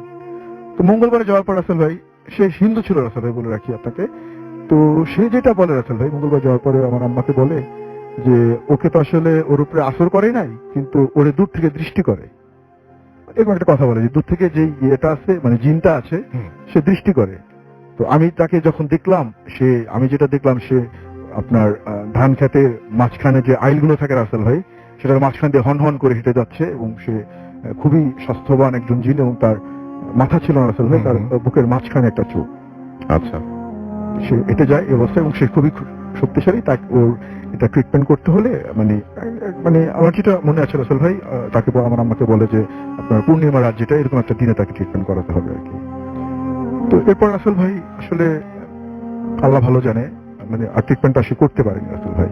মানে যে ডেটটা দেয় তার 2-3 দিন আগেই সে লোকটা মারা যায় রাসেল ভাই, যেহেতু স্বাভাবিক মৃত্যু মানে চিন্তা করা যায়, তো নর্মালি মরতেও পারে, বাট সে আগে পরে মরতে পারতো রাসেল ভাই, মানে ওই টাইমটা থেকে কেন মরতে হয় রাসেল ভাই, মানে এটা আমরা ইয়ে করিনি, ধারণা করিনি আর কি।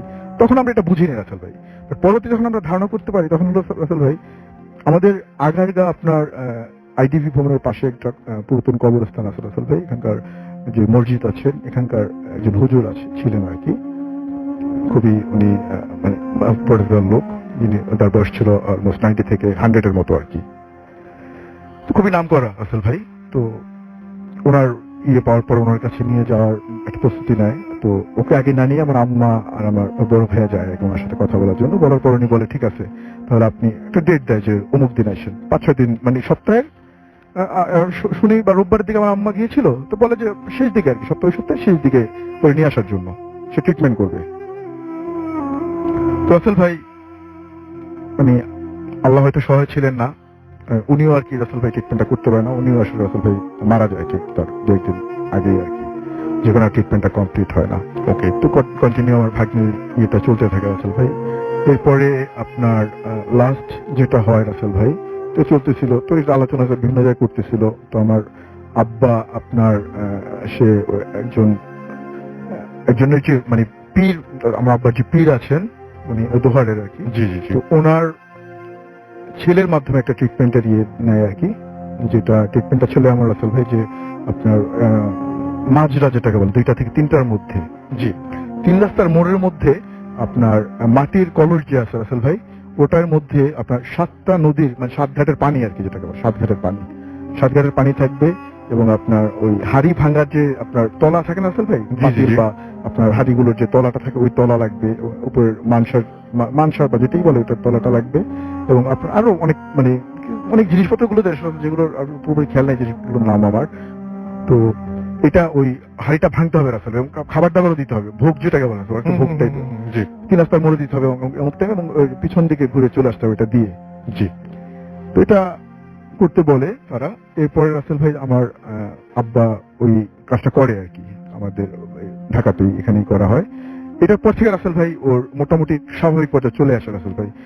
আর এখন ওর মানে এখন ক্লাস 9-এ পড়ে, মানে 7 পর্যন্ত লাগাতার হচ্ছিল রাসেল ভাই। এটা 7-এ ওঠার পরে এটা কাজটা করা হয় আর কি, করার পর থেকে এখন মোটামুটি স্বাভাবিক এখন হয়, কিন্তু খুবই কম রাসেল ভাই। ওকে, একটু মানে নর্মাল হয়েছে এখন, অনেকটাই ভালো আর কি। Thank you so much, thank you আপনাকে অনেক ধন্যবাদ আপনার ঘটনার জন্য। আশা করছি যে আপনাদের এই পর্যন্ত ঘটনা যা শুনলেন তা ভালো লেগেছে। এবং আমি একটু আপনাদেরকে বলতে চাই যে আমাদের এখানে অনেকেই আমাদেরকে লিখছেন এবং অনেকেই আমাদেরকে অনেক কথা বলছেন। এবং আমি বলবো, যদি ভূত এফএম ধরেন যে 27 তারিখ, ডিসেম্বরের 27 তারিখে আমরা শেষ করে ফেললাম, তাহলে আপনাদের কি করতে হবে? সেই স্পেশাল এপিসোডের জন্য ডেফিনেটলি আপনাদেরকে ঘটনা পাঠাতে হবে বেশি বেশি করে, রাইট? যদি লাস্ট এপিসোড হয় ভূত এফএমের, ডেফিনেটলি আপনাদের you have to send me your best stories, right? So একটু প্রিপারেশন নেন এবং সেই জন্য বেস্ট ঘটনাগুলো পাঠিয়ে দিন আমাদের কাছে, যে যেখানে আছেন, যেভাবে আছেন। এবং প্রচুর ভিডিও আমাদের এই যে পেজটা রয়েছে, এই পেজে আপনারা পোস্ট করবেন আশা করব। এবং আমাদের যে লাইভটা আছে, এই লাইভের মধ্যে আমি বলেছি এই সম্পর্কে, এবং সেখানে আমি চাইবো যে আপনারা লিখেন এবং আপনারা সেখান থেকে আপনাদের ভিডিওগুলো পোস্ট করেন। আমি খুব খুশি হব আর কি। তো আমাদের এখানে বৈশাখী আশা লিখেছেন, লিসনিং ফ্রম বগুড়া। লতিফুল ইসলাম জয় আমাদের লিখেছেন যে লবণ ছাড়া তরকারি আর ভূত এফএম ছাড়া শুক্রবার। যাই হোক, বব ডিলন আমাদের বলেছেন প্লিজ। আচ্ছা, অনেকে আমাদের এখানে রিকোয়েস্ট করছেন বিভিন্ন ভাবে, আমি দেখতে পাচ্ছি, আমি প্রত্যেকটাই পড়ছি। স্টোরিগুলো জোস হচ্ছে, লিখেছেন আমাদেরকে শেখ মাহফুজুর হৃদয় আমাদের সাথে আছেন, দেখতে পাচ্ছি।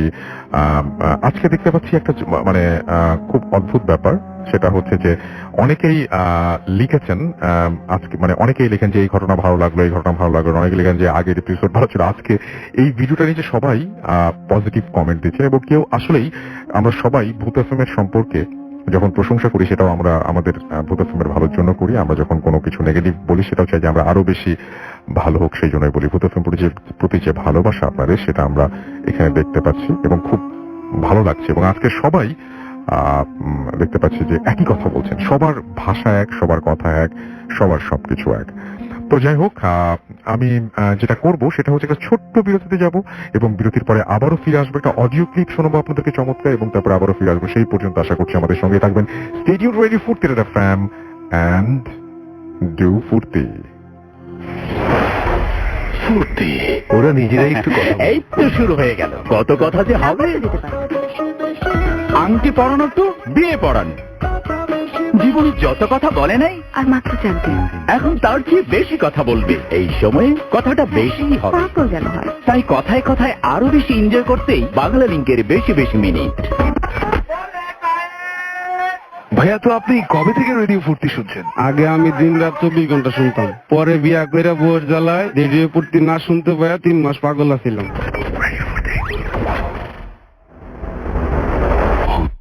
FM. The night comes alive. বিশ্বাস করা না করাটা আপনার ব্যাপার।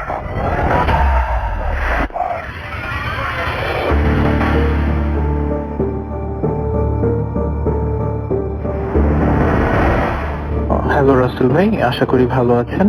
আমি রিফাত বসুন্ধরা থেকে বলছি। তো আমি কলকাতার কয়েকটা ঘটনা আজকে লিসনার্সদের সাথে শেয়ার করতে চাই। তো ঘটনাগুলো আমার এক বন্ধুর মুখ থেকে শোনা, সিজার মুখ থেকে শোনা, আর ঘটনাগুলো বেশিরভাগই সিজার মায়ের ঘটনা, আর দুই একটা ঘটনা ওর সাথে ঘটেছে। তো আমি সরাসরি ঘটনায় চলে যাচ্ছি। প্রথম যে ঘটনাটা সেটা হচ্ছে আজ থেকে প্রায় 24-25 বছর আগের ঘটনা। সিজার মা তখন প্রেগনেন্ট, তো সিজার জন্মের আগে আর কি। তো আন্টি তখন প্রেগনেন্ট ছিলেন। উনি কলকাতা মেডিকেল কলেজে ভর্তি ছিলেন ডেলিভারির জন্য। তো কলকাতা মেডিকেল কলেজ অনেক দিনের পুরনো একটা হসপিটাল, অনেক পুরনো। ওই ব্রিটিশ আমল থেকে যখন ফার্স্ট কলকাতা শহর স্টার্ট হয়েছে তখনের একটা হসপিটাল, অনেক এনশিয়েন্ট এবং অনেক পুরনো একটা কমপ্লেক্স। তো ওখানে আন্টি যে কেবিনটাতে ছিলেন ওখান থেকে টয়লেটটা বেশ দূরে ছিল।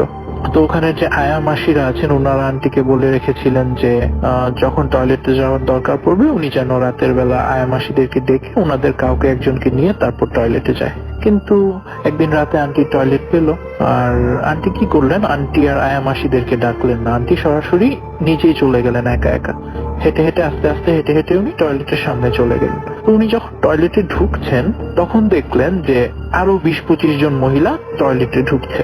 তো উনি প্রথমে একটু ভয় পাচ্ছিলেন যে একা একা টয়লেটে যাচ্ছি, কিন্তু উনি যখন ওখানে যেয়ে দেখলেন যে আরো 15-20 জন মহিলা ঢুকছে টয়লেটে, তখন উনি মনে একটু সাহস পেলেন। ঠিক আছে, তো উনি ঢুকলেন টয়লেটে, যে ঢুকে দেখলেন যে ওই মহিলাগুলো টয়লেটের যে অনেকগুলো স্টল থাকে না, একটা টয়লেটের ভিতরে তো অনেকগুলো ডিফারেন্ট স্টলস থাকে, তো ওই মহিলাগুলো সবগুলো স্টলে ঢুকে গেছে এবং ওনার জন্য আর জায়গা নেই, উনি ঢুকতে পারলেন না। ফাইন। তো এখানে একটা কনফিউশন আছে, যেটা আমি আন্টিকে জিজ্ঞেস করেছিলাম, ফিজাও জিজ্ঞেস করেছিল যে ওখানে কয়টা স্টল ছিল, যে 15-20 জন ঢুকেছে, তার মানে এতগুলো স্টল কি ছিল? তো আন্টি বললেন 15-20 জনের 5-6টা স্টল ছিল, তারপর আলাদা জায়গা ছিল, আর গোসল করার জন্য আলাদা জায়গা ছিল। সো আন্টির মাথায় তখন এই জিনিসটা আসেনি যে 15-20 জন কোথায় গেল। যাই হোক, তো ওনারা সবাই ঢুকে গেলেন। তো আন্টি বাইরে দাঁড়িয়ে ওয়েট করছেন। তো আন্টি বললেন যে ঠিক আছে, আপনারা যখন বেরোবেন তখন আমি ঢুকবো, ওনাদেরকে বললেন। তো ওরা ভিতর থেকে সমস্বরে সবাই একসাথে 15-20 জন মহিলা সমস্বরে বললো হুম হুম এরকম। ঠিক আছে, আন্টি তখনও ওয়েট করছে করছে করছে। তারপর আরেকটু পরে যখন ওরা বেরোচ্ছেই না, 8-10 মিনিট হয়ে গেছে, ভিতর থেকে কলে পানি পড়ার শব্দ আসছে, কিন্তু ওরা বেরোচ্ছে না। তখন আন্টি বলল যে আপনারা কি আছেন, বের হবেন আপনারা? তখন বললো আপনারা কি আছেন, আপনারা কি একটু বের হবেন তাড়াতাড়ি, আমার একটু যেতে হবে। আবার সমস্যারে সবাই বললো হুম হুম এরকম। তো তারপর আন্টি ওয়েট করছেন করছেন, বের হচ্ছে না। তারপর একটা সময় কলে পানি পড়ার শব্দ বন্ধ হয়ে গেছে, তাও বের হচ্ছে না। তারপর আন্টি আবার জিজ্ঞেস করলেন যে আপনারা কি আছেন, আর কোনো সারা শব্দ নেই। তারপর আন্টি যে একটু কনফিউজড হয়ে গেলেন যে কোথায় গেল ওরা। তো আন্টি যে একটা একটা করে স্টল, একদম কর্নার স্টলটা দেখলেন আন্টি যে একটু ভেজানো, মানে আগে পুরাটা বন্ধ ছিল কিন্তু এখন উনি দেখছেন যেন একটু ভেজানো। তো উনি কি করলেন, উনি যে টান দিয়ে খুলে ফেললেন, খুলে দেখেন যে না, কেউ নেই। তারপর উনি আস্তে আস্তে সবগুলো স্টল দেখতেন ভেজানো, সবগুলো স্টল একটা একটা করে খুলে খুলে দেখলেন যে না, একটার ভিতরেও কেউ নেই। তখন উনি প্রচন্ড ভয় পেয়ে গেলেন। উনি তাড়াতাড়ি দৌড়ে কোনো মতে ওনার কেবিনে আসলেন। এসে হাঁপাতে হাঁপাতে তারপর আয়া মাসিকে বললেন সব ঘটনা। আয়া মাসি শুনে খুব রেগে গেলেন যে আপনাকে আমি বারবার বলেছি আপনি প্রেগনেন্ট মহিলা, তার উপরে রাতের বেলা হসপিটালে, আপনি একা একা ওই জায়গায় যাবেন না, আপনি কেন একা একা গেলেন? এতদিনের পুরনো হসপিটাল, কত কিছুই থাকতে পারে, আর আছেও, এজন্যই আমি আপনাকে বারবার সতর্ক করেছি, আপনি তাও কেন গেলেন? তো এই ছিল একটা কাহিনী রাসেল ভাই। আর আন্টির সাথে আরো অনেকগুলো ডিফারেন্ট স্টোরিজ আছে। আরেকটা হচ্ছে আন্টির ছোটবেলার কাহিনী। ছোটবেলা বলতে আন্টির বয়স তখন তরুণী আর কি, উনি 17-18 বছরের তরুণী।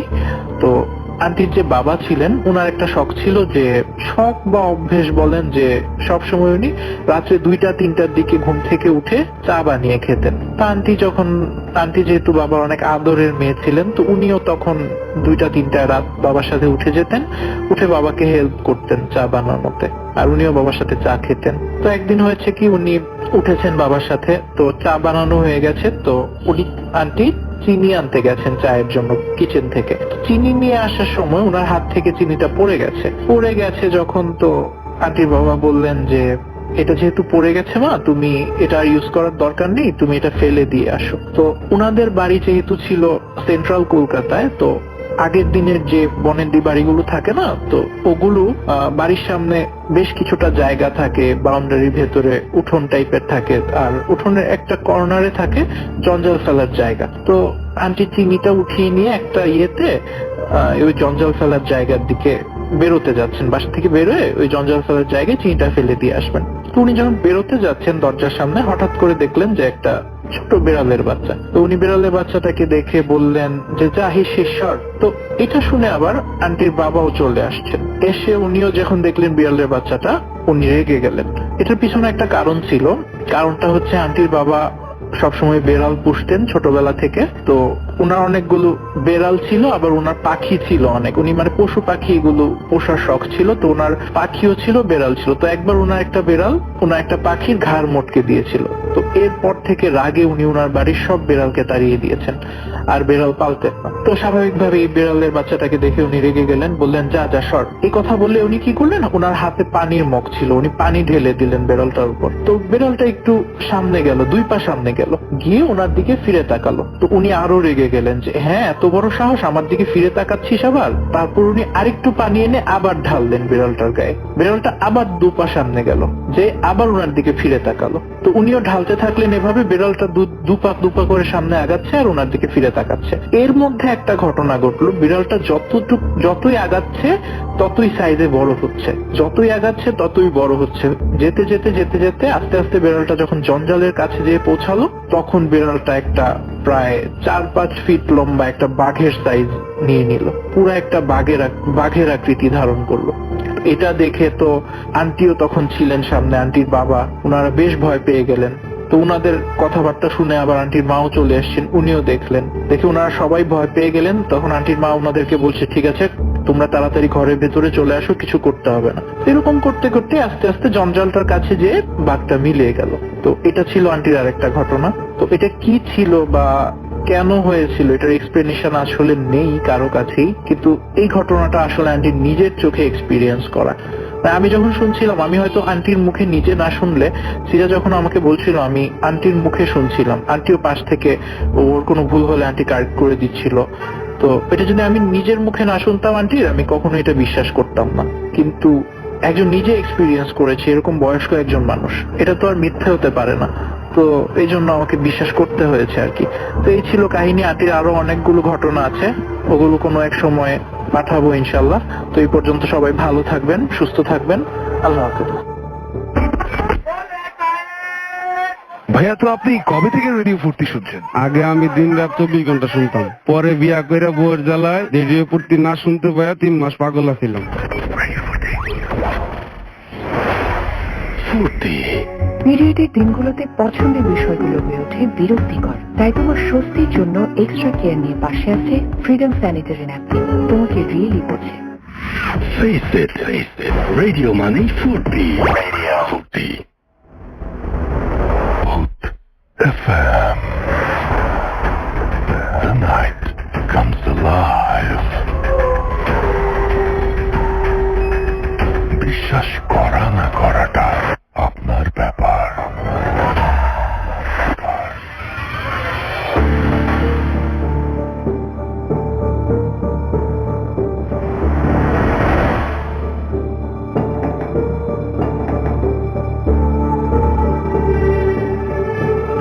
অফকোর্স বিশ্বাস করা বা না করাটা আপনার ব্যাপার। You are listening to radio Foorti FM. আমি রাসেল আছি সাথে, এবং আশা করছি যে আপনারা সবাই ভালো আছেন। এটা বিজয়ের মাস, রাইট? তো আমরা নেক্সট ঘটনায় যাওয়ার আগে ছোট্ট একটা বিজয়ের টপ অফ দ্য আওয়ার শুনে আসি, আশা করছি ভালো লাগবে। ইন দ্য মিন টাইম আমাদের অবশ্যই লিখতে ভুলবেন না, আমাদের ফেসবুকে আমাদের ইমেইল করতে ভুলবেন না, আমাদেরকে আমাদের সাথে সবসময় কানেক্টেড থাকবেন আশা করব। এই একটা বাজার সঙ্গে সঙ্গে আমরা একটা বিজয়ের সুইপার শুনবো। চলুন।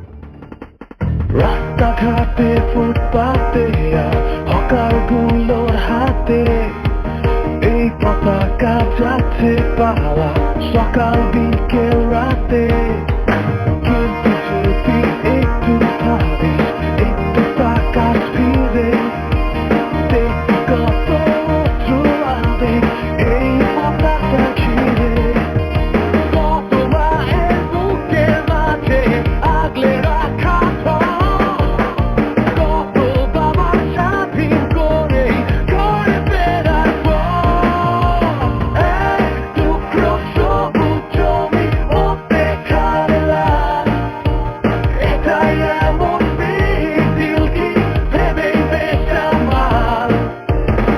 এক টুকরো সবুজ জমি মধ্যে খারাপ।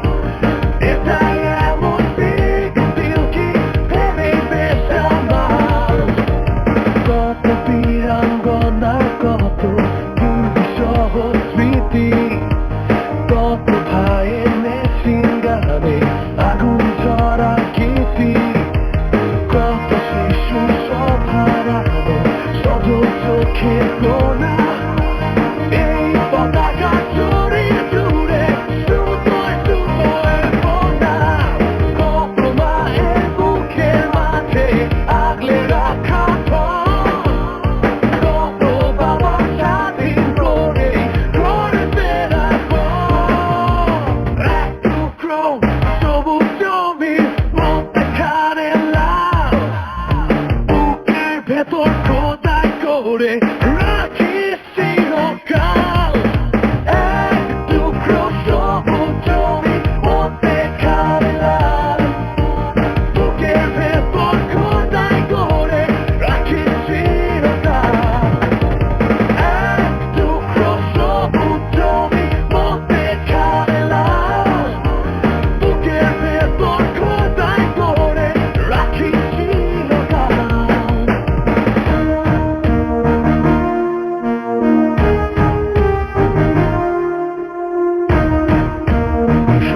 সালের 16 ডিসেম্বর আমরা বিজয় পেয়েছি এবং সেজন্য অনেক মৃত্যুকে আমাদের মেনে নিতে হয়েছে, অনেক সম্ভ্রম হানি হয়েছে। প্রতিটি বীর মুক্তিযোদ্ধাকে শ্রদ্ধা জানাচ্ছি রেডিও ফুর্তির পক্ষ থেকে, ভূত এফএম এর পক্ষ থেকে। চলুন ঘটনায় ফিরে যাই। আমাদের এই মুহূর্তে যে ঘটনাটি পড়ব সেটা একটা ইমেইল, এবং সেই ইমেইলে আপনাদের সবাইকে আমন্ত্রণ জানাচ্ছি।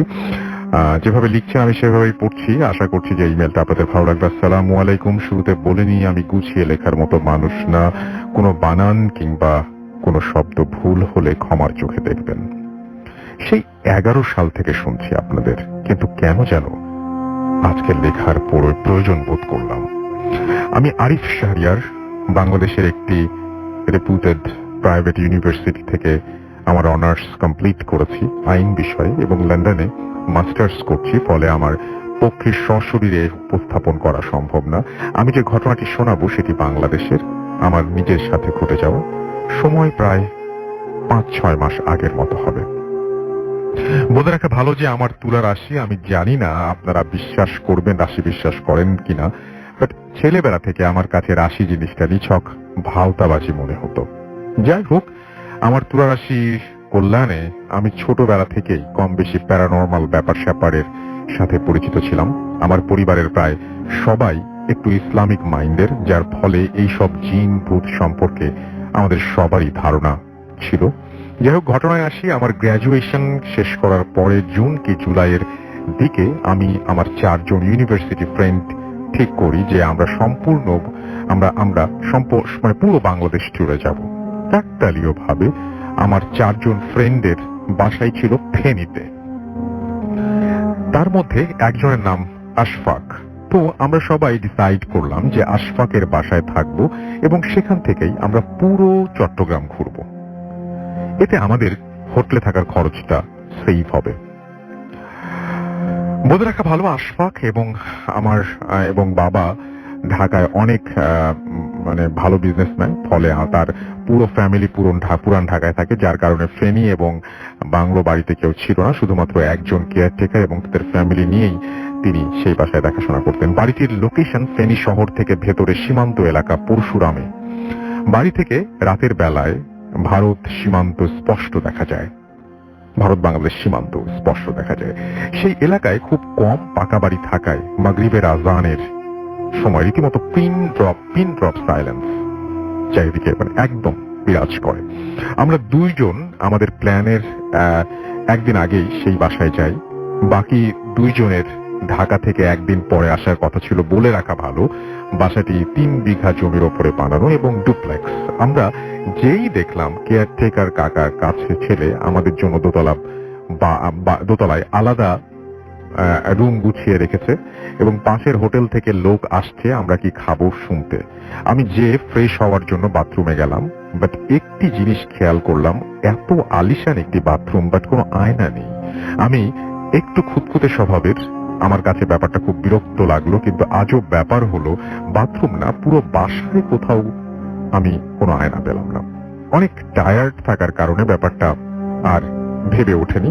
নিজের ব্যাগের ছোট আয়না দিয়েই কাজ চালিয়ে নিলাম। 7টার সময় হোটেল থেকে আমাদের খাবার নিয়ে এলো কেয়ারটেকার সাহেব এবং তার ছেলে। আবার খেতে খেতে সবাই মিলে গল্প করার সময় এক ফাঁকে কিচেনের দরজার উপরের কোনায় একটা বড় মাছ দেখতে পেলাম। অনেক বড়, বলতে গেলে 6-7 ফিট হবে, এবং মাছটি লম্বালম্বি ভাবে দরজার কোনায় ওপরে দাঁড়িয়ে আছে। মাছটি দেখে আমাদের দেখা টিপিক্যাল কোনো মাছ মনে হলো না, অনেকটা রূপচাঁদা মাছ, কিন্তু শরীরটা ছোপ ছোপ ডোরা কাটা। বাসায় নতুন হওয়ার কারণে আমি ভাবলাম এটা হয়তো কোনো শোপিস টোপিস হবে। আমি আশফাককে ডাকতে যেই দেখলাম মাছটি নিচে পড়ে গেল। এইটা দেখে আমি প্রচুর ভয় পেলাম। আমার সামনে থাকা প্লেট রীতিমতো পড়ে গেল নিচে। সবাই অবাক হলো। কি, আমি প্যানিক করতে করতে সবাইকে বললাম, বাট খেয়াল করলাম কেয়ারটেকার চাচা আমার কথায় একটু ইতস্তত হলেন না। উল্টো তিনি বললেন, মনে হয় বাঁধনগুলো আবার লাগাতে হবে। এই কথার মানে আমি তখনও বুঝে উঠতে পারিনি। খাওয়া দাওয়া শেষ করে 2টি আলাদা আলাদা রুমে ঘুমাতে যাই। বলে রাখি, আমার স্মোক করার অভ্যাস থাকায় ব্যালকনিটাওয়ালা রুমটাতে আমি যাই ভোর 3টা কিংবা 3:30 দিকে আমার ঘুম ভেঙে যায় কোনো শব্দে না। আমি লাইট অন করলাম, দেখলাম পুরো ভিজে আছে এবং ফ্যান ফুল স্পিডে দেয়া। আমি উঠে বসেই খেয়াল করলাম আমার গা এবং বিছানা জুড়ে ভেজা। আমার ঘুম কাটিয়ে সেন্স আসার পর আমি বুঝতে পারলাম এগুলো পানি কিংবা ঘাম না, এগুলো গোলাপ জল। আমি কিছু বুঝে ওঠার আগেই দেখলাম খাটের নিচ থেকে একটা সাদা বিড়ালের মতো কিছু দেখতে, পুরোপুরি বিড়ালও না, একটা প্রাণী চলে গেল আমার খাটের নিচের দিকে। আমি এইটা দেখে এত ভয় পাই যে চিৎকার করে পাশের রুমে চলে যাই, কিন্তু কাউকে না পেয়ে আমি নিচতলায় যেতে যেতে সেন্সলেস হয়ে যাই। সকালে জ্ঞান ফিরলে আশফাক প্রথমেই আমাকে বলে, কোনো কিছু জিজ্ঞেস না করি, তোর কাপড়ের ব্যাগ কোথায়? আমি একটু বিরক্ত হয়ে জিজ্ঞেস করি। ও আমাকে বলে, সত্যি করে বলতো তুই তোর কোন আয়না এনেছিস আজকে? আমি বিরক্ত হয়ে বলি, ভাই আমার জীবন যায় আর তুই আছিস আয়না নিয়ে। আশফাক আমাকে শুধু একটা কথাই বলে, শুধু তোর না, আমাদের সবার জীবন যায়, তাড়াতাড়ি আয়নাটা নিয়ে নিচে আয়। আমি উঠে নিচে যেতেই দেখি কয়েকজন হুজুর আর এতিম বাচ্চা। দেখে মনে হচ্ছে বাসায় মিলাদ। আমি আয়না নিয়ে যেতেই আমার কাছ থেকে হুজুর ছোঁ মেরে আয়নাটা নিয়ে নেন। তারপর সেটি হ্রদে ধোয়া পানিতে ফেলে একটা কয়লা দিয়ে ভেঙে গেলে একটি কয়লা দিয়ে ভেঙে গেল বা কিছু একটা লিখেছেন উনি। আমি খুব বিরক্ত হয়ে আশফাককে বললাম, কি হচ্ছে? ও আমাকে বলে, ঢাকায় যাওয়ার পথে সব বলবো। আমি যেন 1 ঘন্টার মধ্যে রেডি হই। পরবর্তীতে ঢাকায় যাওয়ার পথে আমি যে সব শুনলাম তাতে আমার রীতিমতো আটকে উঠার পালা। প্রথমত এই জায়গায় মোগল আমলের অনেক মানুষকে মারা হয়েছিল। পরবর্তীতে তাদের দাদারা এই জায়গার বাড়ি বানাতে চাইলে যেই কাজটা শুরু করত কোনো না কোনো ভাবে বাধার শিকার হতো। আশফাকের বাবা 2009 সালে এই বাড়িটি বানায়। এই বাড়িতে ওঠা ঠিক 13 দিন পর তার দাদি মারা যান এবং আরো আশ্চর্যের ব্যাপার, তার ঠিক 13 ঘন্টা পর তার নানা স্ট্রোক করে মারা যান। এরপরে তার মামা খালারা ওই বাসায় অনেক সমস্যা ফেস করতেন এবং এক পর্যায়ে তারা কুষ্টিয়া থেকে বড় হুজুর আনেন। হুজুর বলেন যে সেই বাসায় 88,000 জিন বাস করে এবং তিনি আরো বলেন যে এই জিন এই বাসার মধ্যেই অন্য মাত্রায় বা ডাইমেনশনে বাস করে, ফলে তাদের কোনোভাবেই তাড়ানো সম্ভব না।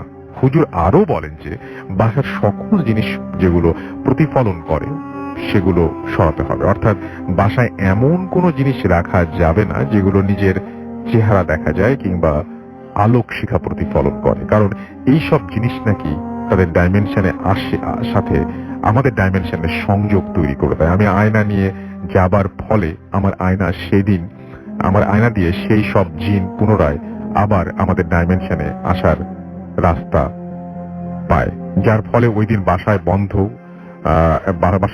বন্ধ বাঁধন খুলে গিয়ে এবং কিচেনে মাছ রূপে কাউকে দেখেছিলাম। আমি আশফাককে শেষ একটা কথা বলেছিলাম যে তাহলে কেয়ারটেকার কাকা বাসায় কিভাবে থাকে। আমাকে আশফাক বলেছিল তা মনে হয় এখনো আমার শরীরে কাটা দিয়ে ওঠে। ও বলল যে বাসায় কোনো কেয়ারটেকার থাকে না, যিনি ছিল তিনি 1 বছর আগে এই বাসায় মারা গেছেন সাপের কামড়ে। তার ফ্যামিলি এখন ঢাকায় আশফাকদের বাসায় থাকে আর তার ছেলে ফেনী শহরে সিএনজি চালায়। আমি জানি না এটি ভয়ের কিনা, বাট আমার কাছে একটা আনসলভড মিস্ট্রি। আমার জীবনে অনেক ঘটনা আছে, একদিন সময় করে ভয়েস মেইলে দিব। আমার জন্য দোয়া করবেন। ভূত এফএমের জন্য শুভকামনা। আরিফ শাহরিয়ার লিখেছেন লন্ডন থেকে। অলরাইট, সো আপনাকে অনেক অনেক ধন্যবাদ আপনার ইমেইলের জন্য। আমরা যেটা করবো, একটা ছোট্ট বিরতি নিয়ে আবারও ফিরে আসবো এবং আশা করছি সেই পর্যন্ত আমাদের সঙ্গে থাকবেন। স্টে টিউনড টু রেডিও ফুর্তি এডিট এফএম। খুব ছোট্ট বিরতি কিন্তু, এন্ড ডু ফুর্তি।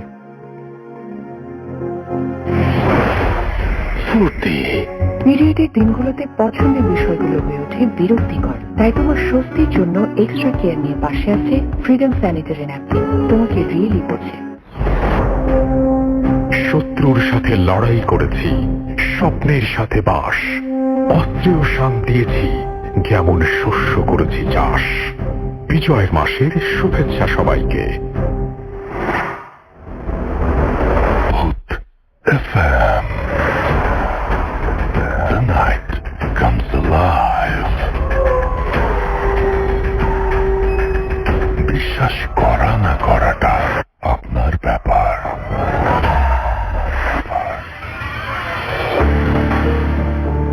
অফকোর্স বিশ্বাস করা বা না করাটা আপনার ব্যাপার। You are listening to radio ফুড রেড এফএম। আমরা চলে যাব সরাসরি আমাদের নতুন অতিথির কাছে। আপনার নামটা প্লিজ একটু বলবেন, কোথা থেকে এসেছেন সেটা বলবেন, তারপর আপনার ঘটনায় যাব। জি, ধন্যবাদ রাসেল ভাই। You're আমি most welcome. রাজীব, এসেছি গাজীপুর থেকে, আর আমার হোম ডিস্ট্রিক্ট হচ্ছে টাঙ্গাইল। জি, তো আজকে আমি যে ঘটনাটি শেয়ার করব এটি আমার সংগ্রহ করা একটি ঘটনা। এটি গাজীপুরের একটি ঘটনা, আর যার সাথে আসলে ঘটনাটি ঘটে তিনি একজন বাঁশি বাদক, এবং তিনি খুব সুন্দরভাবে তিনি বাঁশি বাজান এবং বিভিন্ন টিভি প্রোগ্রামেও সে বাঁশি বাজাতেন। তো এই ঘটনাটি তার সাথে ঘটে 1983 সালের দিকে। তো তখন আমরা জানি যে স্বাভাবিকভাবে গাজীপুরের যে এখন যে ক্রাউডেড যে ব্যাপারটা, এটা কিন্তু ছিল না তখন। আসলে অনেক উন্মুক্ত একটা প্লেস ছিল গাজীপুর। তো আমার যে যার কাছ থেকে আমি আসলে ঘটনাটি সংগ্রহ করি, তার বাসা গাজীপুরের টঙ্গীর কোন একটি স্থানে, আমি আসলে নামটি মেনশন করছি না রাসেল ভাই। তো তার বাসায় তার দুঃসম্পর্কের একটি মামা সে তার বাসায় থাকতেন এবং সেখান থেকে সে পড়ালেখা করতেন। তো ওনার একটা বিশেষ গুণ ছিল কি, উনি অনেক সুন্দর বাঁশি বাজাতেন। জি, অনেক অনেক সুন্দর বাঁশি বাজাতেন, এবং সে দিনের বেলায় আসলে বাঁশিটা বাজাতেন না, সে বাঁশি বাজাতেন রাতের বেলায়। এবং যখন সে বাঁশি বাজাতেন, সে একটি নীরব কোনো একটা স্থান সে আসলে বেছে নিতেন, যেমন হাওরের পার বা বিলের পার। তো লোকটি ছিল অনেকটা শান্ত স্বভাবের এবং খুবই ভালো একজন মানুষ ছিলেন। জি, তো সে সেখানে থাকে, তাদের বাসায় থাকে সে বেশ কয়েক বছর। তো তারপর সে হঠাৎ করে একদিন সে বিয়ে করে ফেলে। জি, সে বিয়ে করে ফেলে এবং তাদের বাসায় সে চলে আসে তার বউ সহ একদম। জি, তার ওয়াইফকে সহ নিয়ে চলে আসে, এবং তার সপ্তাহখানেক পরে সে তাদের বাসা থেকে কাপাসিয়া, গাজীপুরের একটি জায়গা, তো কাপাসিয়ায় সে ওখান থেকে চলে যায়। জি, তো তারপর আমি যার কাছ থেকে ঘটনাটি সংগ্রহ করি, আসলে সে তার নামটি আসলে শেয়ার করতে বারণ করেছেন, যার কারণে আসলে আমি নামটি শেয়ার করতে পারছি না রাসেল ভাই। তো সে তার বাঁশি এর আগেও শুনেছে, তো তার হঠাৎ করে ইচ্ছা হয় যে সে বাঁশি বাজানো শিখবে। তো বাঁশি বাজানো শিখবে, তো সে আসলে কয়েকটা বাঁশি সে কিনে নিয়ে আসে এবং সে একা একা ট্রাই করে, বাট তার হচ্ছিল না। তো তারপর সে ওখানকার স্থানীয় একজন গুরুজি আছে, তো তার কাছে সে তালিম নেয়, বাট আসলে মানে ওই রকম সুর সে পাচ্ছে না আসলে যেটা সে চায়। তো সে তার মামার খোঁজ শুরু করে, সে বিভিন্ন জায়গায় খোঁজ করে এবং কাপাসিয়াতেও যায়, বাট তার এক্স্যাক্টলি যে লোকেশন যেটা সেটা সে চেক করতে পারছিল না। আর আমরা জানি যে ওই সময়ে আসলে কমিউনিকেশন যে সিস্টেমটা এটা এতটা ডেভেলপ ছিল না আজকের মতো। তো তারপরে কেটে যায় বেশ কিছুদিন। তো এট লাস্ট সে তার অ্যাড্রেস খুঁজে পায় এবং যায়, তার সাথে দেখা করার পরে তার মামাকে সে রিকোয়েস্ট করে যে তাকে যেন বাঁশি বাজানোটা শেখানো হয়। তখন তার মামা তার এই রিকোয়েস্টটি শুনে এবং তার ওনার মামার যে ওয়াইফ আছে ওনার দিকে এসে একবার তাকায়, বাট ওনার যে মামি কোনোভাবেই আসলে সম্মতি দিচ্ছিল না, মৌখিকভাবে না, বাট সে না করছিল, সে ফেস এক্সপ্রেশনের মাধ্যমে। কিন্তু সে তার ভাগ্নেকে আসলে অনেক আদর করার কারণে তার রিকোয়েস্টে আসলে ফেলতে পারে না। তো সে বলে, আচ্ছা ঠিক আছে, তোমাকে আমি শেখাবো, তো কালকে রাতে তুমি আসো আমার সাথে। তো তারা চলে যায় কাপাসিয়ার একটি নিজ স্থানে, ওটা একটা হাওরের মতো। তো সেখানে তারা চলে যায় এবং সেখানে ছোট একটি ডিঙি নৌকার মতো ছিল। তো তারা দুজন সেই ডিঙি নৌকার উপরে উঠার পরে তো তার মামা এক পাশে আর সে আরেক পাশে বসে। তো বসার পরে তখন তার মামা তাকে বলে, ওকে ঠিক আছে, তুমি এখন আমি যেভাবে বাঁশিটা বাজাবো তুমি আমার এই টোনগুলো নোট করার চেষ্টা করো। তখন সে বলে, আচ্ছা ঠিক আছে। তখন তার মামা তার বাঁশিতে সুর তুলে, এবং আমাকে উনি যেভাবে বলল যে এমন সুর সে এর আগে কখনো শোনেনি, মানে এটি একটি অদ্ভুত রকমের একটি মানে বাঁশির সুর। তো সে আসলে চোখ বন্ধ করে আসলে বাঁশির সুরটা সে শুনতে থাকে এবং নোট করার চেষ্টা করে। তো কিছুক্ষণ পরে সে অনুভব করে যে জিনিসটা জি। সেটা হচ্ছে যে তার নৌকায়, মানে আমরা তো জানি যে নৌকা যদি পানির উপরে থাকে রাসেল ভাই, সেটা কিন্তু দোল খায়। তার নৌকাটা কোনো দোল খাচ্ছে না। তো দোল খাচ্ছে না, সে এটা ফিল করে সে তার চোখটা খুলে, যখনই সে তার চোখ খুলে সে দেখতে পারে যে তার যে মামা অপোজিট সাইডে যে সে বাঁশি বাজাচ্ছিল, ঠিক তার ওপরে অনেকগুলা আলোর বিন্দু, আমরা জানি যে এলইডি লাইটের মতো অনেকগুলো আলো, এবং সেগুলো আপনার হইতেছে ওয়েভিং করতেছে ঢেউয়ের মতো। তো যখন সে এই জিনিসটা দেখে, দেখার পর সে তার উপরের দিকে তাকায়, তার মাথার উপরে তাকায় এবং দেখে সেম জিনিসটা তার মাথার উপরে, এবং সে প্রচন্ড ভয় পায়। প্রচন্ড ভয় পাওয়ার পরে সে একটা চিৎকার দেয় ওখানে।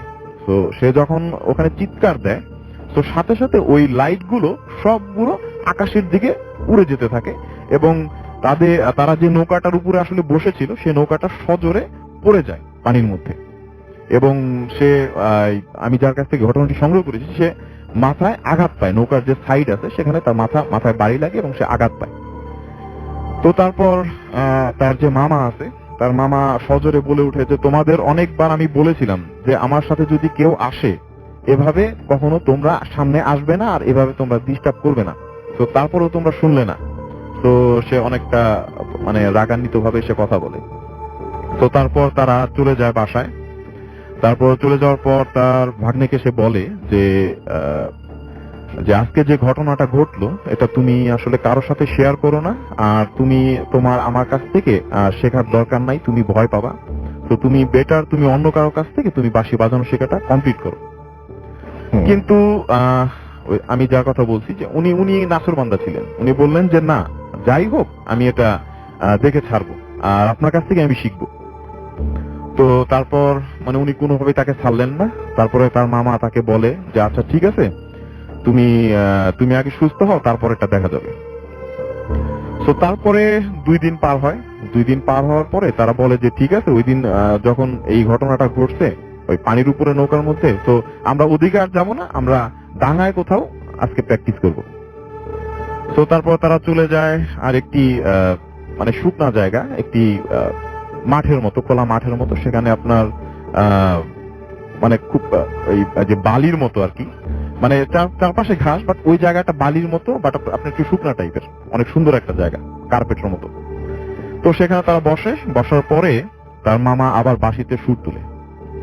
যখন তার মামা বাঁশিতে সুর তুলে তার কিছুক্ষণ পর সে দেখতে পায় যে তাদের যে প্লেস, সেই প্লেস থেকে প্রায় 20 থেকে 30 ফিট দূরে মানে একটা মিররের মতো হলো সেখানে, এবং সেখান থেকে একটি মেয়ে ওই মিরর ওখান থেকে বের হয়ে আসলো, এবং তার পরনে ছিল, সে বলল যে তার পরনে ছিল গোলাপি রঙের একটি জামা, আর তার শরীর থেকে মানে ওই অনেক আলোর বিচ্ছুরণ ঘটছে।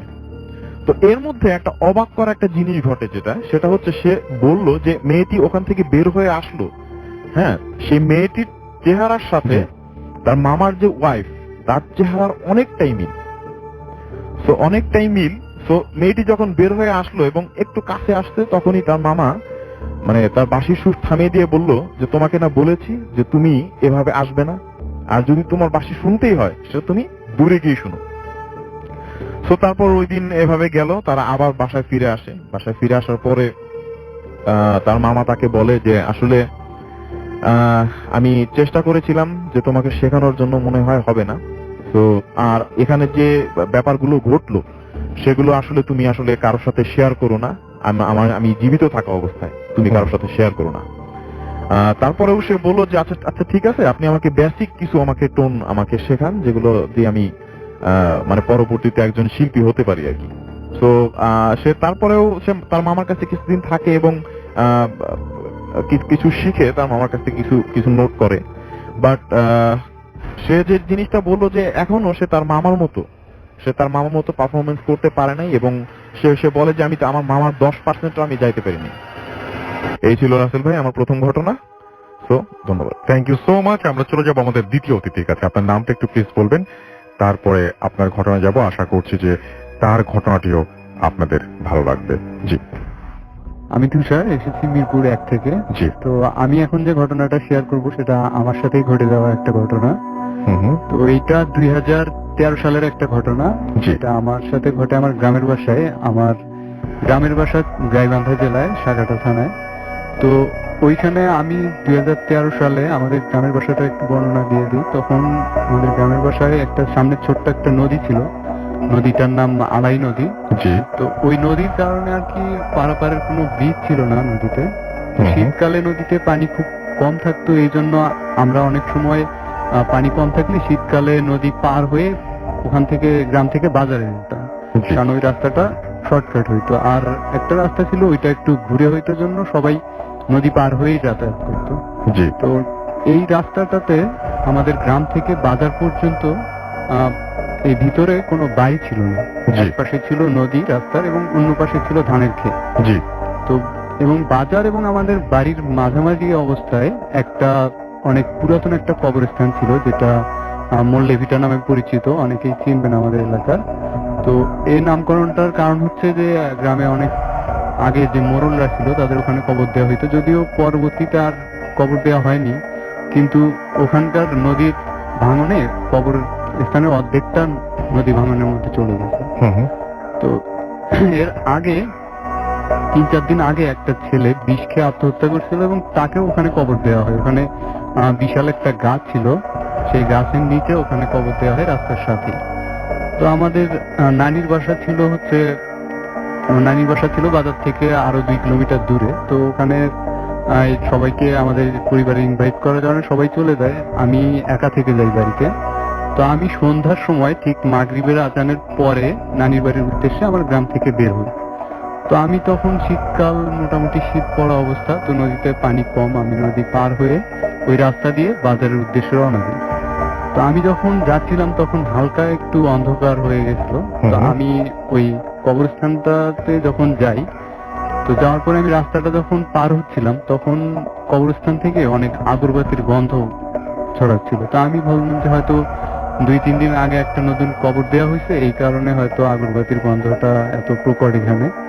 তো আমি বিষয়টা সাধারণভাবে নিয়েই রাস্তা দিয়ে হাঁটছিলাম। তো হাঁটার এক পর্যায়ে আমি যখন ওই কবরস্থানটা থেকে, মানে কবরটা থেকে প্রায় 10-12 হাত সামনে চলে গেছি, এমন অবস্থায় মনে হচ্ছে যে আমার পিছনে কেউ একজন হাঁটছিল, মানে এরকম একটা অনুভব করতেছিলাম আমি।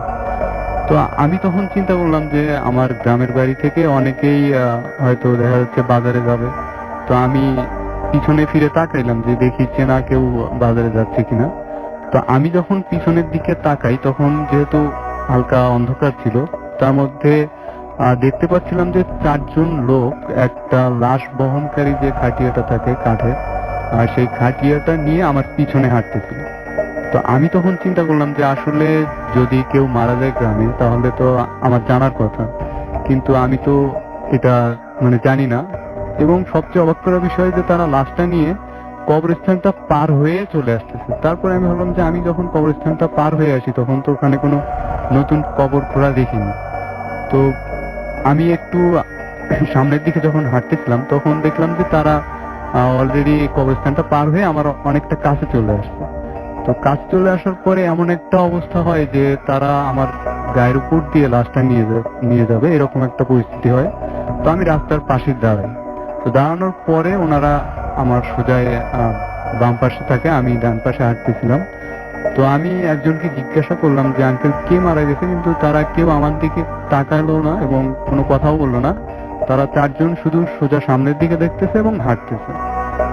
আমি তখন ভালোভাবে খেয়াল করলাম যে খাটিয়ার উপরে যে লাশটা আছে সেই লাশটার হচ্ছে মুখটা বের করা, মানে কাফন, পুরাটাই কাফন করা, বাট মুখের জায়গাটা খোলা, এবং মুখে মনে হচ্ছে যে অনেকগুলো ধারালো ছোরা দিয়ে যদি কাটা হয় যেমন একটা অবস্থা হবে সেই রকম, এবং সেগুলো থেকে রক্ত ঝরছে এবং সেই রক্তটা আস্তে আস্তে রাস্তায় পড়ছে খাটিয়া থেকে। তো তারা আমার সামনে চলে গেল, আমি তখন তাদের পিছনে, তারা আমার সামনে হাঁটতেছে, আমি তাদের পিছনে হাঁটতেছি, এবং লোকগুলোকে আমি কখনো মানে চিনি না যে কোথায়, বা আগে কখনো দেখিনি লোকগুলোকে। তো আমি পরে জিনিসটা খেয়াল করলাম যে আসলে দেখি তো যে রক্তগুলো যে পড়তেছে এগুলো কি রাস্তায় কোনো দাগ আছে কিনা। তো আমি তখন রাস্তায় দেখলাম যে হ্যাঁ, রক্তগুলো যে পড়তেছে সেই রক্তের দাগগুলো তখনও রাস্তায় আছে। তো আমি চিন্তা করলাম যে অনেক সময় লাশ এইভাবে নিয়ে যাওয়া হয় গ্রাম থেকে গ্রামে, কিন্তু মৃত মানুষ থেকে তো রক্ত এইভাবে বের হওয়ার কোনো কথা না। তো আমার কাছে ফোন ছিল, আমি ফোন বের করলাম, যে ভাবলাম আমি বাসায় ফোন দিই যে কেউ এসে আমাকে নিয়ে যায়। কিন্তু আমি যখন ফোন বের করলাম তখন ফোনটা একদম অফ ছিল। তো তারপরে আমি অনেক চেষ্টা করলাম ফোনটা অন করার জন্য, কিন্তু ফোনটা অন হচ্ছিল না। এই প্রচন্ড শীতের মধ্যে আমি অনেক ঘামতেছিলাম। তো যাই হোক, আমরা ওইভাবেই হাঁটতেছিলাম, হাঁটতে হাঁটতে এর মধ্যে ওনারা কোনো কথা বলেনি কার সাথে, পিছনেও তাকায়নি, ওনারাও হাঁটতেছে, আমিও ওনাদের পিছনে পিছনে হাঁটতেছি। তো একটা পর্যায়ে যখন আমরা লোকালয়ের কাছে মানে বাজারের কাছে চলে আসি, তখন হঠাৎ করে আমার সামনে থেকে পুরো জিনিসটাই আর কি, সরি ভাই আমি একটা জিনিস বলতে ভুলে গেছি। অসুবিধা নেই, আরেকবার বলেন, কোনো সমস্যা নেই। জি। আমরা যখন একটু দূরে যাই, যাওয়ার পরে দেখি যে খাটিয়ার মধ্যে থেকে যে লাশটা ছিল, সেই লাশটা খাটিয়ার মধ্যে আস্তে আস্তে উঠে বসে, এবং উঠে বসে সে আমার দিকে সোজা তাকায়, এবং তার চোখগুলো ছিল একদম রক্তবর্ণের মতো লাল, আর হচ্ছে সেই অবস্থাতে তার গাল দিয়ে হচ্ছে রক্তগুলো বের হয়ে পড়তেছিল। তো এরপরে আর কি লোকালয়ের কাছে আসার সাথে সাথেই তারা আমার সামনে থেকে একদম মিলিয়ে যায়। তো আমি বাজারে আসার পরে বাসায় মানে নিজে ফোন বের করে দেখি ফোনটা অন আছে। জি। তো আমি বাসায় ফোন দেই, দিয়ে আমাকে বলি নিয়ে যাওয়ার জন্য। তো আমাকে যখন বাসায় নিয়ে যাওয়া হয়, তো তখন আমি সবার সাথে এই ঘটনাটা শেয়ার করি যে আজকে আমার সাথে এরকম একটা ঘটনা হয়েছে। তো তখন আম্মু আমাকে বলে যে ওনার যখন নতুন বিয়ে হয়, বিয়ের পরে উনি জিন দ্বারা পজেস্ট হয়েছিলেন একবার। তো আমার দাদা অবশ্য জিন ছাড়াইতে পারতেন, তো তিনি আম্মুকে ওই জিন থেকে মুক্ত করেন। কিন্তু এতদিন আম্মু আর কখনো ওনাকে দেখেনি, মানে ওই জিনটাকে। আম্মুর যে জিনিসটা হয়তো, ওনাকে যখন জিনে পজেস্ট করতো তখন উনি দেখতেন যে নদী দিয়ে একটা লাশ ভেসে যাচ্ছে, এবং লাশটার ওই মুখটা বের করা, এবং সেই মুখ থেকে রক্ত পড়তেছে, এরকম একটা জিনিস দেখতেন। অথবা কোনো রাস্তা দিয়ে হেঁটে যাচ্ছেন, তখন দেখতেন রাস্তার পাশে কাফন করা ওই লাশটা এবং মুখ থেকে রক্ত পড়তেছে। সেটা শুধু আম্মুই দেখতেন, আর কেউ দেখতেন না। তো আমি আগে এই ঘটনাটা জানতাম না। আমি শেয়ার করার পরে আম্মু আমাকে বলে যে হ্যাঁ, আমার সাথে এরকম ঘটনা ছিল, আমার এটা কখনো বলা হয়নি কাউকে। তো এরপরে আর কি আমি প্রচন্ড ভয় পাই এই ব্যাপারটা নিয়ে, আমাকে বাড়ি থেকে বেরোনো নিষেধ করে দেয়। তো এর কিছুদিন পরে, প্রায় 15-20 দিন পরে, আমি আমার কাজিনদের সাথে বাজারে যাই। তো বাজার থেকে আবার আস্তে আস্তে রাত 11টার মতো বেজে যায়। তো আমরা যখন 3 জন ছিলাম, একসাথে আসতেছিলাম, তো ওখানে আরো একটা পুরাতন কবরস্থান ছিল নানির বাসায়। তো ওই জঙ্গল টাইপের ছিল, অনেক বাঁশঝাড় ছিল, ওর ভিতর দিয়ে যখন আমরা আসতেছিলাম, হঠাৎ আমার ছোট একটা মামাতো ভাই ছিল, ও বলতেছিল যে ভাইয়া দেখো, আমাদের পিছনে কেউ একজন হাঁটতেছে। তো আমরা 3 জনই একসাথে পিছনের দিকে তাকাই, এবং দেখি যে একটা লোক হাঁটতেছে আমাদের পিছন পিছন। তার পুরো শরীরটা কালো একটা চাদর দিয়ে ঢাকা, এবং তার পাশে একটা বড় একটা কুকুর ছিল, এবং কুকুরটাও কালো কালারের ছিল, পুরা কালো কালারের। তো এখন আমি প্রথমে চিন্তা করলাম যে গ্রামের কেউ হবে হয়তো। তো আমি ওনাকে ডাক দিলাম যে কে আপনি, এত রাতে কি করেন এখানে? তো উনি আমার কথা না শুনে, মানে শোনার পরেই উনি ওই কবরস্থানের ভিতরের দিকে হাঁটা শুরু করলো, বাঁশঝাড়ের ভিতর দিয়ে। তো আমি চিন্তা করলাম কি ব্যাপার, আমি লোকটাকে জিজ্ঞাসা করলাম যে কে। সে আবার আমাদের কথা শুনে কবরস্থানের ওই দিকে যাচ্ছে কেন, জঙ্গলের দিকে।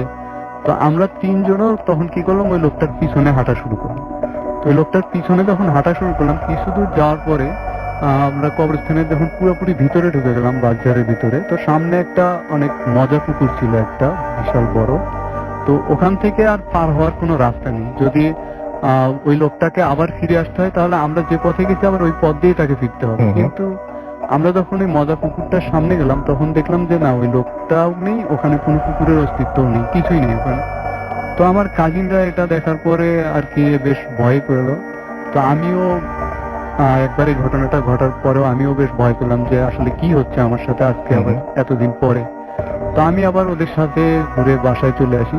এরপরে কিছুদিন পরে আবার আমি আমার কাজিনের সঙ্গে এক জায়গা থেকে আসতেছিলাম, তখন বাইকে ছিলাম, তখনও রাত প্রায় 11টা-12টা এরকম একটা সময় ছিল, মধ্যরাতের দিকে। তো আমার কাজিন আমাকে বলতেছিল যে আচ্ছা, আমরা কি একই রাস্তায় বারবার বাইক চালাচ্ছি না?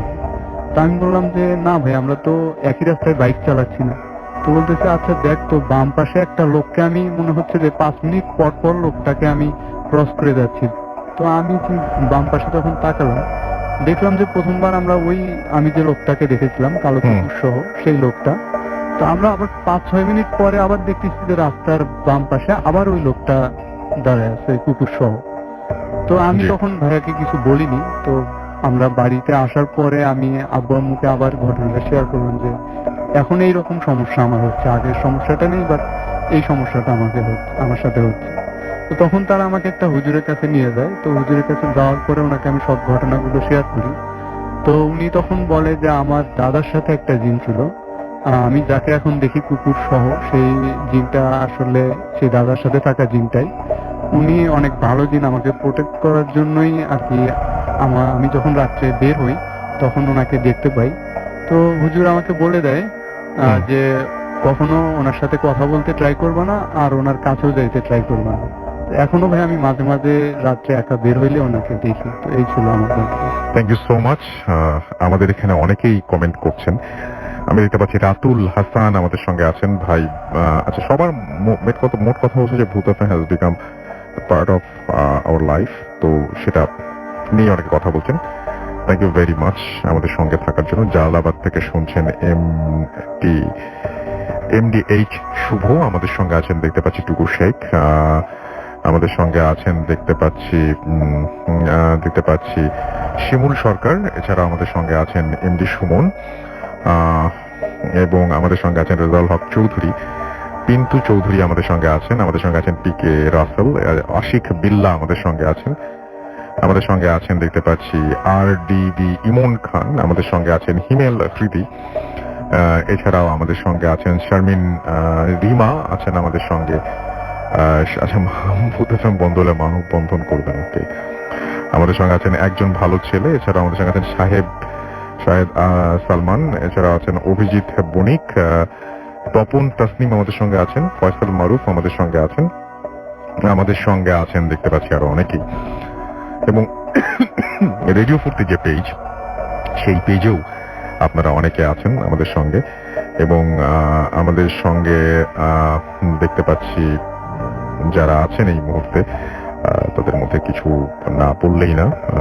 আমাদের সঙ্গে আছেন AS কাউসার হুসাইন, এছাড়া আমাদের সঙ্গে আছেন দেখতে পাচ্ছি জিগালতলায় থাকেন সাইফ ইকবাল, ওকে।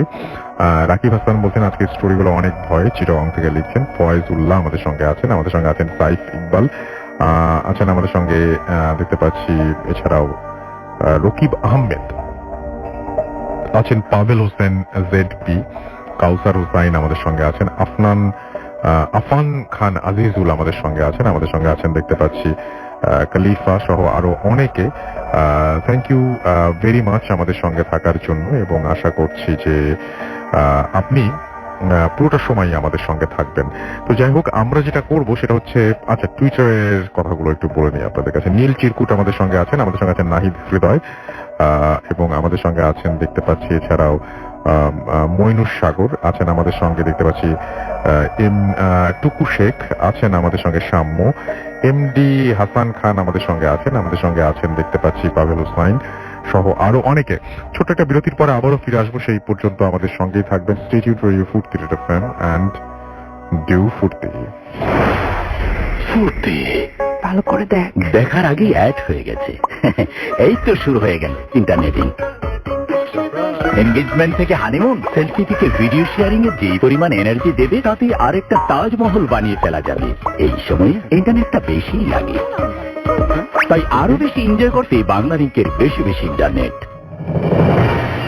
রক্ত আর সংগ্রাম দিয়ে কেনা স্বাধীনতা, গ্রীষ্ম থেকে বসন্ত, উঠছে আমার লাল সবুজ পতাকা। বিজয় মাসের শুভেচ্ছা সবাইকে। FM. The night comes alive. বিশ্বাস করা না করাটা আপনার ব্যাপার।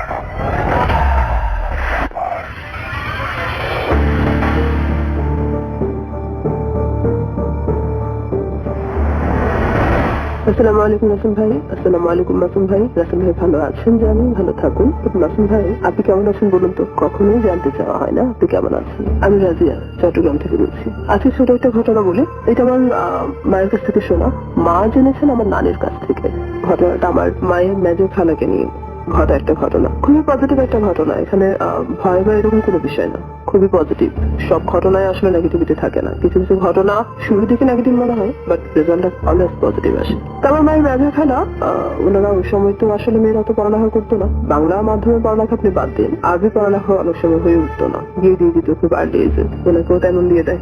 তো কোরআন তালাওয়াত বাংলা তো সম্ভবই হয়নি, কোরআন তালাওয়াত করা, নামাজ শেখা এগুলো আসলে ওনাকে দেওয়া হয়নি। তো আমার মারা তখন খুবই ছোট, যাওয়া আসা করতেন, নানা বাড়িতে গেলে লং টাইম থাকতেন। আমার নানি জান আবার খুব বেশি সংসার ছিল, এদিক ওদিক থাকার সুযোগ হতো না, বিশাল গৃহস্থী বাড়ি, যার কারণে যখনই সময় পেতেন গিয়ে একটু লম্বা সময় থাকতেন, 10 দিন 15 দিন। তো আমার নানি জান সেরকম একবার গেলেন, ছিলেন কয়েকদিন। এখন হঠাৎ করেই সন্ধ্যার আগে বোধ হয় আমার মায়ের মেজো খালাকে খুঁজে পাওয়া যাচ্ছে না। তো সেই সময় এরকম কেউ হারিয়ে গেলে মানুষ প্রথমেই সেন্স একটা জিনিস আনতো যে জিনের কোনো সমস্যা হবে, ঘুমটুম করে ফেললো, কোথাও নিয়ে গেল, এগুলো খুবই নর্মাল ঘটনা। তো সেই সেন্সে সবাই খোঁজাখুঁজি শুরু করলো, হুজুরকে খবর দিল, হুজুর আজান দিলেন। যে যে কর্নার থেকে আসলে ওনাকে গুম করা যাবে বলে ধারণা করা হচ্ছে, সব রকম কর্নারে গিয়ে আজান দেওয়া, ওনাকে খোঁজা ডাকা, যেই সব প্রসেসিং করতে হবে সবই করা হলো, বাট ওনাকে পাওয়া গেল না। দেন একবার খুঁজে শেষ করে সবাই চিন্তা করলো যে অনেক সময় আজান দেওয়ার পর ওই ব্যক্তিকে ফেরত দেওয়া হয়, তো আমরা আবার নতুন করে খোঁজা শুরু করি। দেন সবাই আবার নতুন করে খোঁজার জন্য বের হলো। এত জায়গায় খুঁজে ওনাকে পাওয়া গেল না, ফাইনাল ওনাকে পাওয়া গেলো সেখানে যেখানে ওনাকে যেতে দেখেছিলেন কেউ, অর্থাৎ সন্ধ্যার আগে একজন ওনাকে ওয়াশরুমে ঢুকতে দেখেছিল। ওয়াশরুমে একবার না 1000 বার দেখা হয়ে গেছে, বাট তখন পাওয়া যায়নি। এখন ফাইনালি একজন বললো যে ওয়াশরুমটা আর বাকি রাখবো কেন, এত জায়গায় দেখলাম, ওয়াশরুমটা আবার দেখে ফেললাম। তো অনেক অনীহা প্রকাশ করলো যে না, দরকার নেই, অনেকবার দেখলাম। তারপরে গেল এবং ওনাকে ওখানে পেল। উনি একদম দাঁড়ানো অবস্থায় ছিলেন, মনে হচ্ছেন দাঁড়িয়ে ঘুমাচ্ছেন, এমন একটা সিচুয়েশন। দেন ওনাকে গিয়ে ধরার সাথে সাথে পড়ে গেল। তো আমার মায়ের মেজো খালার হাজবেন্ড ওনাকে ওখান থেকে নিয়ে এলেন, কোলে করে নিয়ে এনে বিছানায় শুয়ে দিলেন, হুজুর যা যা করার সবকিছু করলেন। অনেক কষ্টের পর ওনার সেন্স আসলো। সেন্স আসার পর ওনার প্রথম কথাই বোধহয় ছিল সূরা ইয়াসিন বা কোরআন শরীফ থেকে কোন একটা বড় সূরার তেলাওয়াত। উনি অটোমেটিক্যালি ওটা তেলাওয়াত শুরু করলেন এবং একের পর এক সূরা পড়ে যাচ্ছেন। অথচ উনি কিন্তু আরবি শিক্ষা সুযোগ উনি পাননি, এন্ড কিছুই উনি জানতেন না। নামাজ কালাম দূরের কথা, ছোট একটা সূরা ওনার দ্বারা পড়া সম্ভব হতো না। সেই উনি কোরআন শরীফের সবচেয়ে বড় বড় সূরাগুলো একের পর এক তেলাওয়াত করে যাচ্ছেন নিখুঁত সুরে। দেন হুজুর বললেন ওকে, ঘটনা আসলে ভালো কিছু ছিল না, বাট রেজাল্টটা খুবই ভালো। যেই নিয়ে গেছে হবে কোনো মুসলিম জিন এবং ওনার জন্য ভালো কিছুই করেছে সে। উনি যেহেতু আরবি শিক্ষায় শিক্ষিত ছিলেন না, কোনো কিছু জানতেন না, নামাজ কালামও জানতেন না, তো হয়তো এখন উনি সবই করবেন, দেখবেন। ফাইনালি আসলে তাই দেখা গেল। উনি সুস্থ হয়ে ওঠার পর উনি নামাজ কালাম, কোরআন তেলাওয়াত সবকিছুই, কোরআন তেলাওয়াতটা আসলে ওনার দেখেও করতে হতো, উনি মুখস্থই তেলাওয়াতটা করতে পারতেন। তো সব ঘটনা আসলে খারাপ না, কিছু কিছু ঘটনা খারাপটা শুরুটা খারাপ দিয়ে হয়, বাট এন্ডিংটা খুব ভালোভাবে হয়। তো ওকে, নেক্সট টাইমে আরো কিছু ঘটনা দেবো, ধীরে ধীরে অল্প করে পাঠাবো, বয়সটা একটু ঠিক হোক। সেই পর্যন্ত আমি যাতে ভালো থাকি এবং আমার মতো যারা ভিতর থেকে ভালোবাসে তারা যাতে ভালো থাকে, সেই জন্য দোয়া করবেন রাসূল ভাই, কারণ আপনি তো অনেক ভালো আছেন। আল্লাহ হাফেজ। FM